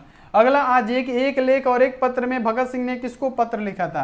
बाबू सुखदेव, ये तो हो गया ना सुखदेव को। अगला आज कि जीवन को समाप्त कर देने को कायरता है या कथन है, यानी जीवन को समाप्त कर देना ही कायरता है। और ये जो कथन है प्यारे बच्चों किसका है? तो ये भगत सिंह का है, क्योंकि वो आत्महत्या को कायरता पूर्वक मानते हैं। यार आत्महत्या कर रहे हो, आत्महत्या करोगे तभी उतना ही कष्ट होगा, उससे बढ़िया देश के लिए तुम जान ही दे दो, उससे क्या होगा, हमेशा नाम होगा, है ना। अगला आ जाइए, अगला है कि भगत सिंह ने कैसी मृत्यु को सुंदर कहा है? तो भगत सिंह ने मृत्यु को सुंदर कहा है कि देश सेवा के बदले अगर फांसी हमको दिया जाता है तो ये मृत्यु हमें पसंद है, लेकिन कायरता पूर्वक मरना पसंद नहीं। अगला आ जाइए कि विद्यार्थी और राजनीति शीर्षक निबंध किसका लिखा हुआ है? तो ये भी तो भगत सिंह का है ना, विद्यार्थी और राजनीति। अगला आ जाइए कि प्रथम विश्व युद्ध में इंग्लैंड किसके विरुद्ध लड़ रहा था? जितने भी भारतीय सिपाही थे इंग्लैंड के साथ थे, और विरुद्ध किसके लड़ रहा था? तो प्रथम विश्व युद्ध में इंग्लैंड, बाबू याद रखना है कि जर्मनी के खिलाफ लड़ रहा था। और जर्मनी में किसका था? हिटलर का, सुने ना, हिटलर का सांसद। सारा यहूदियों को ठिकाने लगा दिया था, जितने भी यहूदी थे सबको ठिकाने लगाया था। कौन? तो Hitler. Manish Kumar ask board, Gopal Kumar Sinha YouTube channel. चलिए फटाफट से। स्नेहा प्रीतू बहुत बढ़िया सर, आपका घर कहाँ है? थोड़ा आप अपना परिचय दे दीजिए, मैं आपका न्यू स्टूडेंट हूँ, आपका पढ़ाया हुआ सब चीज़ समझ में आता है, सब आएगा बच्चे। मैं सिवान से हूँ, पढ़ाता हूँ आपको, आपके जैसे प्यारे प्यारे स्टूडेंट को पढ़ाता हूँ। अब देखिए निम्नलिखित में से कौन सी रचना जगदीश चंद्र माथुर की है? अब आइए ओ सदा नीरा पे। जगदीश चंद्र माथुर की रचना कौन सी है? ओ सदा नीरा। ओ सदा नीरा में गंडक नदी की चर्चा, महापुरुष की बात करें, गांधी जी की चर्चा, खेती की बात करें, नील की खेती की चर्चा, यह आपको याद रखना है। चलिए ओ सदा नीरा शीर्षक पाठ किस विद्या के अंतर्गत आता है? तो ओ सदा नीरा एगो निबंध है, याद रखिएगा, कहानी नहीं है बाबू, क्या है? निबंध है। अगला आ जाएगी जगदीश चंद्र माथुर मूलतः क्या थे? तो बाबू जगदीश चंद्र माथुर क्या थे? उपन्यासकार थे। बताइए 199 का राइट आंसर क्या होगा? जगदीश चंद्र माथुर क्या थे मूलतः? कहानीकार नहीं होगा, नाटककार होगा, नाटककार मारिए, निबंधकार भी नहीं थे, नाटककार, नाटककार। बहुत बढ़िया आदित्य राज। चलिए आयुषी झा, बहुत बढ़िया। सभी बच्चे क्या मारेंगे बाबू? नाटककार, नाटककार, नाटककार हमारा राइट आंसर। अब देखिए ओ सदा नीरा निबंध बिहार के किस क्षेत्र संस्कृति पर लिखी गई है? तो ओ सदा नीरा आपको याद रखना है कि चंपारण की भूमि, है ना, चंपारण याद रखना है। अगला आ जाएगी चंपारण क्षेत्र में बाढ़ आने का प्रमुख कारण क्या था? तो प्यारे बच्चों यहाँ पे याद रखना है कि वनों की कटाई, यानी जंगलों को काटना, याद रखना है। तो यहाँ पे ग्यासुद्दीन तुगलक इसी में न था, और राजा हरि सिंह, हाँ हाँ बाबू, ग्यासुद्दीन तुगलक और राजा हरि सिंह, ठीक है, राजा हरि सिंह और ग्यासुद्दीन तुगलक का इनमें चर्चा है। क्या होता है, जब लड़ाई होता है तो ग्यासुद्दीन तुगलक हमला कर देता है, तो राजा हरि सिंह जंगलों को काटते हुए भागते हैं, छिपते हुए भागते हैं, मतलब जंगलों में छिपते हुए भागते हैं। तो ये क्या करता है, जो ग्यासुद्दीन तुगलक था, सारा जंगल को काटना आहिस्ता आहिस्ता शुरू कर देता है, तब से जंगल हमारे कटते गए, ठीक है, याद रखना है। अगला आ जाएगी, यहाँ देखिए माथुर जी किस राज्य के शिक्षक, यहाँ देखिए सचिव नियुक्त हुए थे। तो माथुर जी कहाँ के शिक्षक नियुक्त हुए थे बाबू, ये इंपोर्टेंट क्वेश्चन है। जो माथुर थे, जगदीश चंद्र माथुर थे, कहाँ किस राज्य के शिक्षा सचिव नियुक्त हुए थे, बताइए किसके नियुक्त हुए थे। 202 का राइट आंसर फटाफट से।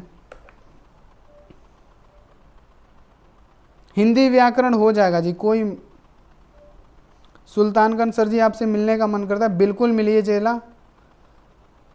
आंध्र प्रदेश, उत्तर प्रदेश, नवीन कुशवाहा, ए वाला ऑप्शन।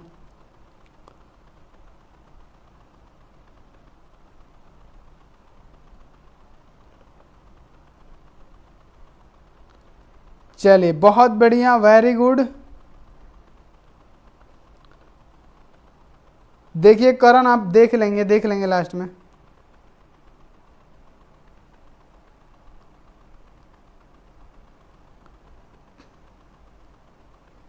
बाबू कहानी पढ़िएगा, ठीक है, कहानी हम भी पढ़े हैं। शुरू में जब वार हुआ था तो ऐसा हुआ था, ठीक है, जब जंगल कटाई का बात किया गया तो ऐसे ही कटाई गया, ठीक है बाबू। ये आपको याद रखना है, शायद हमारे ख्याल से ये आंध्र प्रदेश, इसमें हमको कंफर्म नहीं है तो इसको हम थोड़ा सा छोड़ते हैं, ठीक है, अभी दिमाग में नहीं आ रहा है। बिहार के नहीं थे, उत्तर प्रदेश भी नहीं थे, मध्य या आंध्र प्रदेश थे, इसमें है डाउट थोड़ा सा है, ठीक है, छोड़ देते हैं इसको। अगला आ जाइए कि आप देखिए, अंग्रेजी ठेकेदार ने किस चीज की खेती का विस्तरण किया। अंग्रेजों ने क्या कहा कि अगर आपके पास 20 कट्ठा जमीन है तो आपको क्या करना है, कम से कम 3 कट्ठा पे नील की खेती करना है। क्या करते थे, नील की खेती करवा के नील लेके जाते थे और इससे बहुत मस्त आमदनी होता था अंग्रेजों को। और इनको पता था कि नील की खेती जहाँ पे होगी वहां का जमीन क्या हो जाएगा, बंजर पड़ जाएगा। जब बंजर पड़ जाएगा तो वहां पे खेती नहीं होगी, इसलिए जबरदस्ती क्या करते थे अंग्रेज, अपना शासन चलाते थे और बोलते थे कि तुम नील की खेती करो। तब अचानक क्या हुआ, हमारे गांधी जी का क्या हुआ, आगमन हुआ वहां पे। उसके बाद से अंग्रेजों का क्या हुआ, सफाया हुआ, ठीक है, याद रखना है। अगला आ जाइए कि यहाँ पे क्या करना है, नील की खेती, तो नील हमारा राइट आंसर। अगला आ जाइए कि पांडुलिपि जी कौन थे, तो बाबू यहाँ पे याद रखना है कि गांव के मुखिया थे, नहीं, पांडुलिपि जी एक शिक्षक थे, ठीक है, याद रखना है। अगला आ जाइए कि निम्नलिखित में से कौन सा नाटक जगदीश चंद्र माथुर का रचित है। तो नाटक अगर आपसे पूछा जाए तो नाटक कौन सा हो जाएगा जगदीश चंद्र माथुर का, तो कोणार्क है बाबू ना, आधे अधूरे नहीं ना, कोणार्क क्या है, हमारा नाटककार है, ठीक है, याद रखिएगा।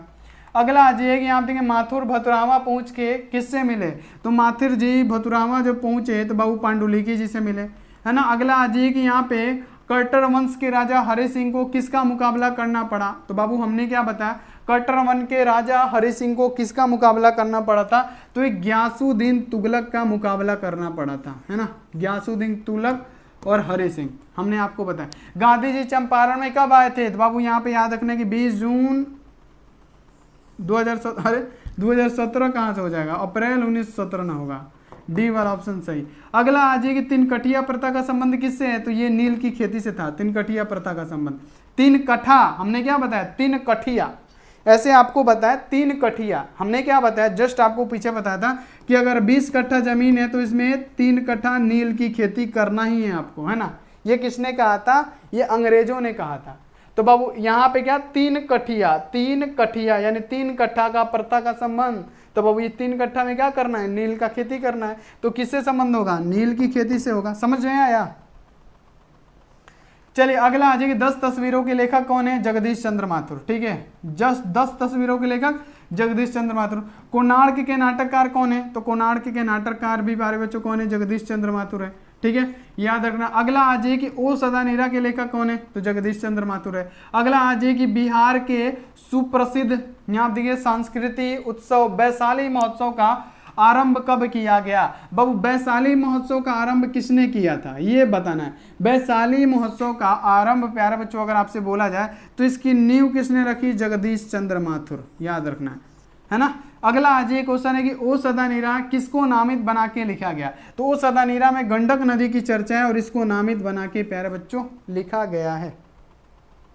अगला आज कि यहाँ देखिए वैशाली महोत्सव का बीजारोपण, बाबू याद रखना है कि जगदीश चंद्र माथुर, ठीक है।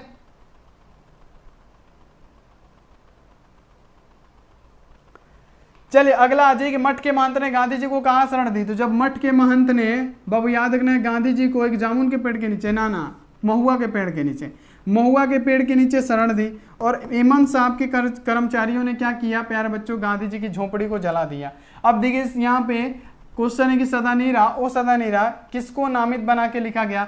तो इसमें गंडक नदी की चर्चा है कि गंडक नदी क्यों उफान मारती है, क्यों बाढ़ आता है? क्योंकि वहां से जंगलों की कटाई कर दी गई।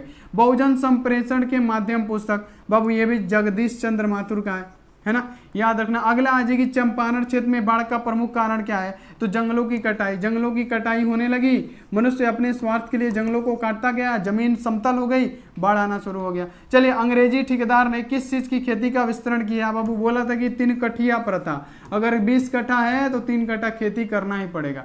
अब देखिए कि चंपारण में धांगड़ कहाँ से आए थे? तो ये छोटवा नागपुर से आए थे। धांगड़ का मतलब क्या होता है प्यारे बच्चों? धांगड़ क्या होता है? भाड़े का मजदूर।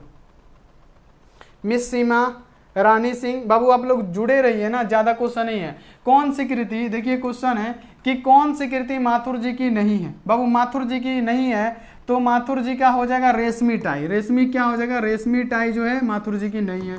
बाकी मेरी बांसुरी, बंदी कोणार्क है। अब देखिए परंपराशील नाट्य पुस्तक किसने लिखा? तो ये भी प्यारे बच्चों जगदीश चंद्र माथुर जी ने लिखा। डी वाला ऑप्शन हो जाएगा। यहाँ देखिए वसुंधरा भोगे मानव और धर्मार्थ मानव एक ही सिक्के के क्या है? 2 पहलू है। किस पार्ट से आया है? तो प्यारे बच्चों ये भी आया है ओ सदा नीरा से। तो ओ सदा नीरा राइट आंसर। अगला आज ये क्वेश्चन कि जगदीश चंद्र माथुर का निधन कब हुआ था?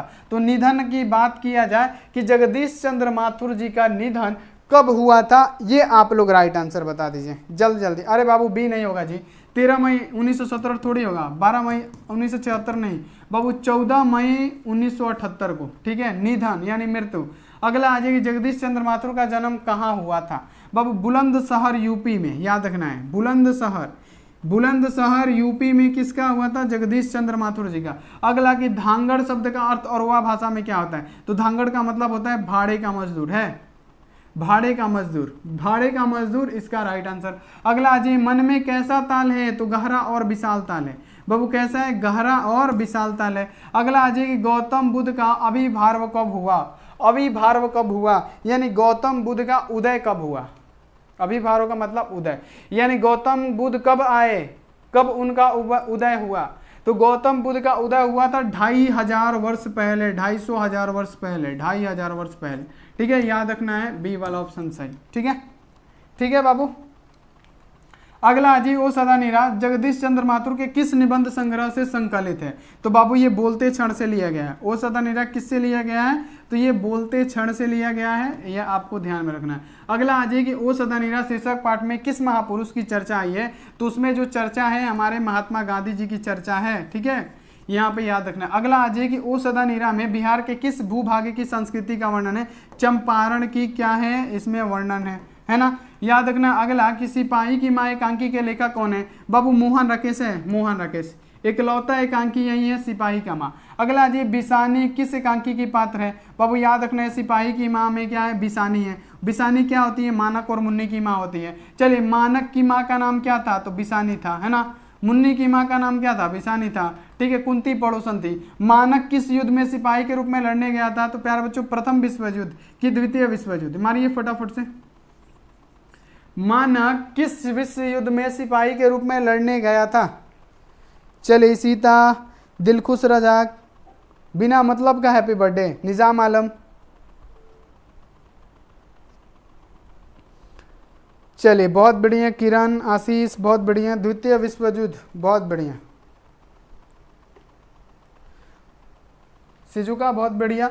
अगला आ जाइए कि सिपाही के माँ एकांकी किस कथा वस्तु से लिया गया। तो ये जो लिया गया ना, ये माँ बेटी की कथा वस्तु है। माँ बेटी, बेटी 14 साल की होती है मुन्नी, ठीक है, उसका शादी ब्याह का टेंशन होता है माँ को, तो भाई को क्या, मुन्नी की मतलब मुन्नी का जो भाई होता है मानक, उसको कहाँ पे भेज देती है, पैसे के लिए लड़ाई में सिपाही बना देती है, ठीक है, याद रखना है। चलिए, मोहन राकेश किस पत्रिका के संपादन रहे। मोहन राकेश, बाबू मोहन राकेश किस पत्रिका के संपादन रहे, सारिका, याद रखना है, सारिका के संपादन मोहन राकेश। चलिए, मुन्नी डाक गाड़ी के पीछे क्यों जाती थी, क्योंकि उसको चिट्ठी का इंतजार था, मानक के चिट्ठी का इंतजार था, है ना, याद रखना है। अगला आ जाए कि डाक गाड़ी के पीछे चिट्ठी के लिए कौन जाती थी, तो उसकी बहन, मानक की बहन मुन्नी दौड़ती थी डाक गाड़ी के पीछे। अगला आ जाए कि साइसा हाइसिया जो लड़कियां थी, ईसाई हसाई जो लड़कियां थी, वो बिसानी के घर आके क्या मानती थी, जब बर्मा में लड़ाई लगाना तो वहां से 2 लड़कियां जंगल के रास्ते भूखी प्यासी आई थी और मानक के घर दाल चावल मांग के खाई थी, ठीक है, और वो बोली थी खुशी रहे। अब देखिए, अगला है कि 13 दिन तक हम लोग भूखे प्यासे जंगल के रास्ते चलते रहे, यह किसने कहा था, तो ईसाई हसाई जो लड़कियां थी ना प्यारे बच्चों, उन्होंने कहा था, यानी ईसाई लड़कियों ने कहा था। अब देखिए, निम्नलिखित में से कौन सी कृति मोहन राकेश की नहीं है, यानी मोहन राकेश की कृति कौन सी नहीं है, ये तो है ना बाबू, इंसान के, यहाँ देखिए, खंडर, फौलाद का आकाश, आषाढ़ का एक दिन, दरियाई घोड़ा नहीं है, क्या मारिएगा, दरियाई घोड़ा नहीं है, शायद दरियाई घोड़ा हमारा राइट आंसर हो जाएगा 243 का। चले, दरियाई घोड़ा होगा। चले, अगला आ जाइए कि किसकी माँ पागल हो गई, बाबू सिपाही की माँ पागल हो गई, बिसानी देई, याद रखना है। अगला आ जाइए कि निम्नलिखित में से बिसानी की पड़ोसी कौन थी, बाबू बिसानी की पड़ोसी थी कुंती, कुंती, कुंती, है ना। अगला आ जाइए, अगला है कि कौन कहता है कि मैं इसकी लाश को ले जाकर चील कौवे को आगे डाल दूंगा, तो बाबू ये सिपाही कहता है कि मैं इसकी लाश को ले जाके चील कौवे के आगे डाल दूंगा, ठीक है। अगला आ जाइए, किस पाठ में यह उद्भव आया है कि फौजी वहां लड़ने के लिए वो भाग नहीं सकते, जो फौज छोड़ के भागता है उसको गोली मार दी जाती है। ये प्यारे बच्चों किसका आया है, ये सिपाही के माँ में आया है, ये सिपाही के माँ की कथा वस्तु में आया हुआ है। अब देखिए, मोहन राकेश का जन्म कब हुआ था, 8 जनवरी 1925 को मोहन राकेश का जन्म हुआ था, 8 जनवरी 1925 को मोहन राकेश का जन्म हुआ। सिपाही की माँ किस एकांकी संग्रह से लिया गया, तो ये अंडे के छिलके तथा अन्य एकांकी से लिया गया, डी वाला ऑप्शन। मुन्नी और मानक की माँ का नाम क्या था, तो मुन्नी और मानक की माँ का नाम था बिसानी, ठीक है। अगला देख लीजिए कि सिपाही की माँ एकांकी के अनुसार लड़ाई कहाँ हो रही थी, तो बाबू बर्मा में लड़ाई हो रही थी, ठीक है, याद रखना। अगला, सिपाही की माँ कौन है, तो बिसानी देई है, सिपाही की माँ कौन है, बिसानी देई। रंगून कहाँ पे है, तो ये बाबू बर्मा में स्थित है। अगला, कौन सी कृति मोहन राकेश की नहीं है, बाबू कौन सा नहीं है, तो यहाँ आप देखिए एक और जिंदगी मोहन राकेश, और यहाँ आप देखिए अंधेरे बंद कमरे मोहन राकेश। इतिहास और आलोचना की बात करें, इतिहास और आलोचना, ये नावमर सिंह का है, किसका है बाबू, नावमर सिंह, ये नावमर सिंह का है, तो ये नहीं होगा। अगला आज ये कि परमात्मा आपको सुखी रखे, बाबू ये किसने कहा था, तो ये आगंतुक लड़कियां यानी ईसाई हसाई लड़कियां थी ना, उन्होंने दाल चावल लेके कहा था, ठीक है। अगला देख लीजिए कि मोहन राकेश के बचपन का क्या नाम था, तो वो मोहन राकेश के बचपन का नाम क्या था, मदन मोहन गुगलानी, तो यहाँ पे है मदन मोहन गुगलानी। अगला क्वेश्चन है कि मोहन राकेश के इस मार्मिक रचना में किस वर्ग का कथा वस्तु है, तो ये निम्न मध्यम वर्ग की कथा वस्तु है, निम्न मध्यम वर्ग की, कि जो बिसानी की लड़की होती है मुन्नी, उसकी शादी का टेंशन होता है, तो उसकी जो माँ होती है वो क्या करती है बाबू, भेज देती है कमाने के लिए, फौजी बना के बर्मा में लड़ाई लड़ने के लिए मानक को, ठीक है। बाबू मेरा बर्थडे थोड़ी है जी, मेरा बर्थडे नहीं है, झूठ बोल रहा है वो लड़का। अब देखिए, अगला है कि मुन्नी किस की आवाज़ सुनकर दौड़ पड़ती थी, तो मुन्नी किसकी आवाज़ सुन के दौड़ पड़ती थी, तो बाबू जो मुन्नी थी ना, ये किसकी, डाक वाले गाड़ी की, है ना, डाक वाले गाड़ी का आवाज़ सुन के दौड़ पड़ती थी कि मेरे भाई का चिट्ठी आएगा, क्योंकि बहुत दिन हो गया था। मानक युद्ध के लिए कहाँ गया हुआ था, तो वो मानक युद्ध के लिए बर्मा में गया था, बर्मा कहाँ है, रंगून में है। अगला आज ये कि जूठन के रचनाकार कौन है, तो बाबू जूठन में ओम प्रकाश वाल्मीकि, ओम प्रकाश वाल्मीकि जूठन के। चलिए, ओम प्रकाश वाल्मीकि जी को 1993 में कौन सा पुरस्कार मिला, डॉक्टर अंबेडकर राष्ट्रीय पुरस्कार उनको मिला था, क्योंकि ये दलित थे, ये दलित लेखक थे, ये भी आपको ध्यान में रखना है। अब देखो, ओम प्रकाश वाल्मीकि कौन सा पुस्तक नहीं है, यानी अगर आपसे बोला जाए कि इनमें से कौन सा पुरस्कार नहीं मिला, देखिए परिवेशन यहाँ पे सम्मान मिला था, जय श्री सम्मान मिला था, यहाँ पे परिवेशन तो फिर लिखा है, लेकिन भारत रत्न उनको नहीं मिला गया था, ठीक है, याद रखना है। अगला, ओम प्रकाश वाल्मीकि हिंदी में किस आंदोलन से जुड़े महत्वपूर्ण रचनाकार है? तो ओम प्रकाश वाल्मीकि प्यारे बच्चों दलित है, ठीक है, दलित रचनाकार है, तो ये हमारा राइट आंसर। अगला कि हेड मास्टर कालीराम ने किसे मैदान में झाड़ू लगाने के लिए कहा था? तो ओम प्रकाश वाल्मीकि को कहा था ना कि जाओ शीशम के टहनियों पे चढ़ जाओ और वहां से पत्तियों वाली टहनियां तोड़ के पूरे स्कूल को ऐसे चमका दो जैसे शीशा चमकता है, ठीक है। अगला जी क्वेश्चन कि ओम प्रकाश वाल्मीकि को प्यार से मुंशी जी क्या मतलब मुंशी जी कौन कहता था? तो उनके पिताजी उन्हें प्यार से मुंशी जी कहते हैं। जब देखते हैं कि मेरा बच्चा झाड़ू लगा रहा है, जब स्कूल के पास से गुजरते हैं तो देखते हैं कि मेरा बच्चा झाड़ू लगा रहा है, तो वो पूछते हैं कि मुंशी जी ये आप क्या कर रहे हैं? आपको हम पढ़ने के लिए भेजे, आप झाड़ू लगा रहे हैं? तो ये क्या होते हैं कि रोने लगते हैं, इन पे जो बीतती है उससे वो रोने लगते हैं और सारी बातें रो रो के बताते हैं। उसके बाद से कभी ना बोलने वाले, दूसरे के घर काम करने वाले ओम प्रकाश वाल्मीकि के पिता एकदम गुस्से में हो जाते हैं, चिल्लाने लगते हैं और बोलते हैं कौन है जो मेरे बेटे से झाड़ू लगवा रहे हैं? तो मास्टर के साथ साथ, कालीराम के साथ साथ जितने भी अन्य मास्टर हैं वो सारे बाहर निकल के सामने आ जाते हैं। उसके बाद से आने के बाद से कालीराम इनको गाली भी देता है, डराता है, धमकाता है, तब भी इनको उसका कुछ भी फर्क नहीं पड़ता है। इसलिए जो बाप होता है ना प्यारे बच्चों, कैसा भी हो बाप बाप होता है।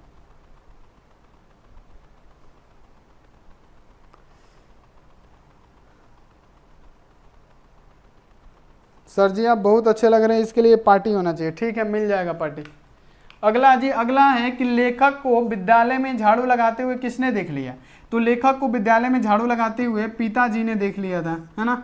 अगला जी क्वेश्चन कि कौन सी रचना ओम प्रकाश वाल्मीकि की है? तो बाबू ओम प्रकाश वाल्मीकि की रचना कौन सी है? दलित साहित्य का सौंदर्य शास्त्र के लेखक बाबू याद रखना है ओम प्रकाश वाल्मीकि। अगला आज ये प्यारे बच्चों, अगला क्वेश्चन आपके सामने क्या है कि भाभी जी, ये HW दे देते हैं क्योंकि इतना ही लास्ट क्वेश्चन है, ठीक है। ये क्या है बच्चों? ये आपका HW क्वेश्चन है, इसका जवाब आपको कमेंट बॉक्स में देना है। अभी भागिएगा मत प्लीज, ठीक है, अभी भागना नहीं है किसी भी बच्चे को। और जितने भी बच्चे इसका राइट आंसर लगाइएगा कि भाभी जी आपके हाथ का खाना तो बहुत जायकेदार है, यह किसने कहा था? ये बताइए। सिजुका कौन है जो मेरे बेटे से झाड़ू लगवावे है? बिल्कुल सुखदेव सिंह त्यागी बाबू, उसका पोता सुरेंद्र सिंह त्यागी। C2। चलिए तो बाबू मजा आया क्लास करके? एक बार बताइए। अभी भी 706 बच्चे जुड़े हुए हैं, वाह, मानना पड़ेगा, अभी भी 700 बच्चे जुड़े हुए हैं। लेकिन अब जो होगा ना पूरा 4 घंटे का क्लास होगा। गोल्डी, आंचल, नवीन कुशवाहा, चले किसी को नहीं भूले हैं। चलिए Aditya Raj, thank you so much. चले बहुत बढ़िया, लाखों, बिपिन। तो आप लोग प्यारे बच्चों एक काम कीजिए, जल्दी से जल्दी सभी बच्चे मुस्कुराते हुए एक बार लाइक कर दीजिए। क्या करना है प्यारे बच्चों? लाइक करना है। एक बार सभी बच्चे क्या कीजिए, लाइक कर दीजिए और चैनल को फटाफट से आप लोग सब्सक्राइब करके बेल आइकन को प्रेस करके ऑल पे। और प्यारे बच्चों 5 में हम चैप्टर 10 का क्या करेंगे? ब्रूस्टर का नियम हो गया और जो ध्रुवण बचा था उसको पढ़ाएंगे, ठीक है। ब्रूस्टर का नियम, ध्रुवण, क्योंकि 10 चैप्टर में हमने बहुत सारे टॉपिक कवर कर लिए हैं। ध्रुवण हो गया और ब्रूस्टर का नियम हो गया, ये सब पढ़ना हमको बाकी है, जो कि हम सुबह में इसको खत्म कर देंगे, ठीक है, 10 चैप्टर को। अब पूरा सिलेबस वाइज पूरा सिलेबस 1 महीने में खत्म करेंगे, देखिएगा कैसे धड़ाधड़। और उसके बाद से ऑब्जेक्टिव, सब्जेक्टिव और crash course question bank start होगा, ठीक है। तो जल्दी जल्दी ये सब खत्म करते हैं, मात्र 5 मंथ बचा हुआ है गिन के, मात्र 5 मंथ बचा हुआ है। और इसमें आपको तैयारी कैसे करना है बच्चे, ये भी आपको ध्यान में रखना है कि इसमें प्यारे बच्चों बहुत सारी छुट्टियां भी होंगी आपकी, बहुत सारा ऐसा त्यौहार होगा जिसमें आपको छुट्टी लेना पड़ेगा, हर चीज़ में छुट्टी। इसमें से कम हम बता रहे हैं कि 2 महीना आपका इधर उधर में निकल जाएगा। 2 मंथ जो होगा, 2 माह जो होगा बाबू आपका इधर उधर में निकल जाएगा। हम सही में बता रहे हैं। ठीक से आप 3 महीने ही पढ़ाई करेंगे, ठीक से आप 3 महीने ही पढ़ाई करेंगे। और इस 3 महीने में आपको क्या क्या पढ़ना है ये आप ही जानते हैं और हम जानते हैं। तो अब पढ़ाई पे पूरा जोर शोर दे लीजिए। अब ऑब्जेक्टिव भी ज़्यादा होगा और क्लास भी ज़्यादा होगा। अब चैप्टर वाइज भी पूरा खत्म करेंगे, उसके बाद से क्रैश कोर्स स्टार्ट करेंगे, उसके बाद से क्रैश कोर्स चलेगा और प्यारे बच्चों दबा के ऑब्जेक्टिव और सब्जेक्टिव सब चलेगा, ठीक है। यस सर जी। दीपू कुमार, तो आप लोग लाइक कर दीजिए बाबू, 1588 है, जल्दी जल्दी इसको 2000 कर दीजिए। तो एक बार सभी बच्चे एक बार लाइक कर दीजिए। सर जी 147 को देख लीजिए ना, अरे चला करते हैं, रुकिए।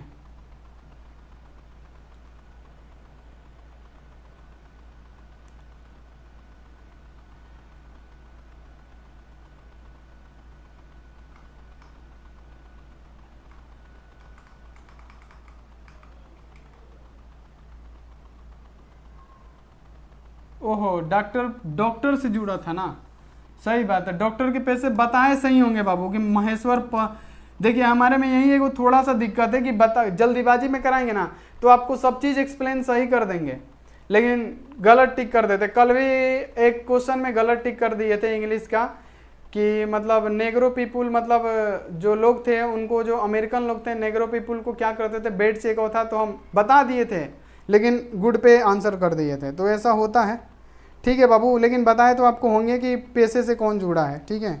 तो इतना मेरे से कभी कभी हो जाता है, गलत टिक लग जाता है, बताएंगे सब चीज़ सही, समझाएंगे आपको सब सही, लेकिन टिक जल्दीबाजी में गलती कर देते हैं। तो इतना हमको माफ़ कर दीजिएगा, इसमें कोई नहीं है।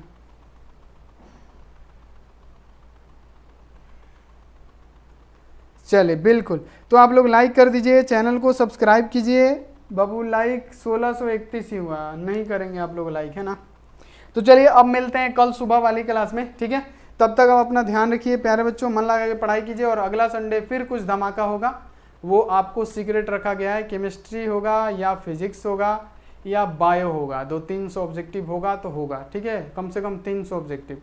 अब हर संडे 300-500 ऑब्जेक्टिव हम कराएंगे और आपको आना भी है, ठीक है। तो मिलते हैं ऐसी अगली क्लास में, तब तक आप अपना ध्यान रखिए और मन लगा के प्यारे बच्चों पढ़ाई करते रहिए। और जो न्यूज़ बताए थे आपको कि जो एग्ज़ाम होने वाला है, अब आप लोग पढ़ाई पे मस्त एकदम तरीके से ध्यान लगाइए, टाइम भी कम है, मैथ भी क्लास होगा, ठीक है। तो मिलते हैं ऐसी अगली क्लास में, आप लोग अपना ध्यान रखिए, मन लगा के पढ़ाई कीजिए, टेक केयर एंड बाय।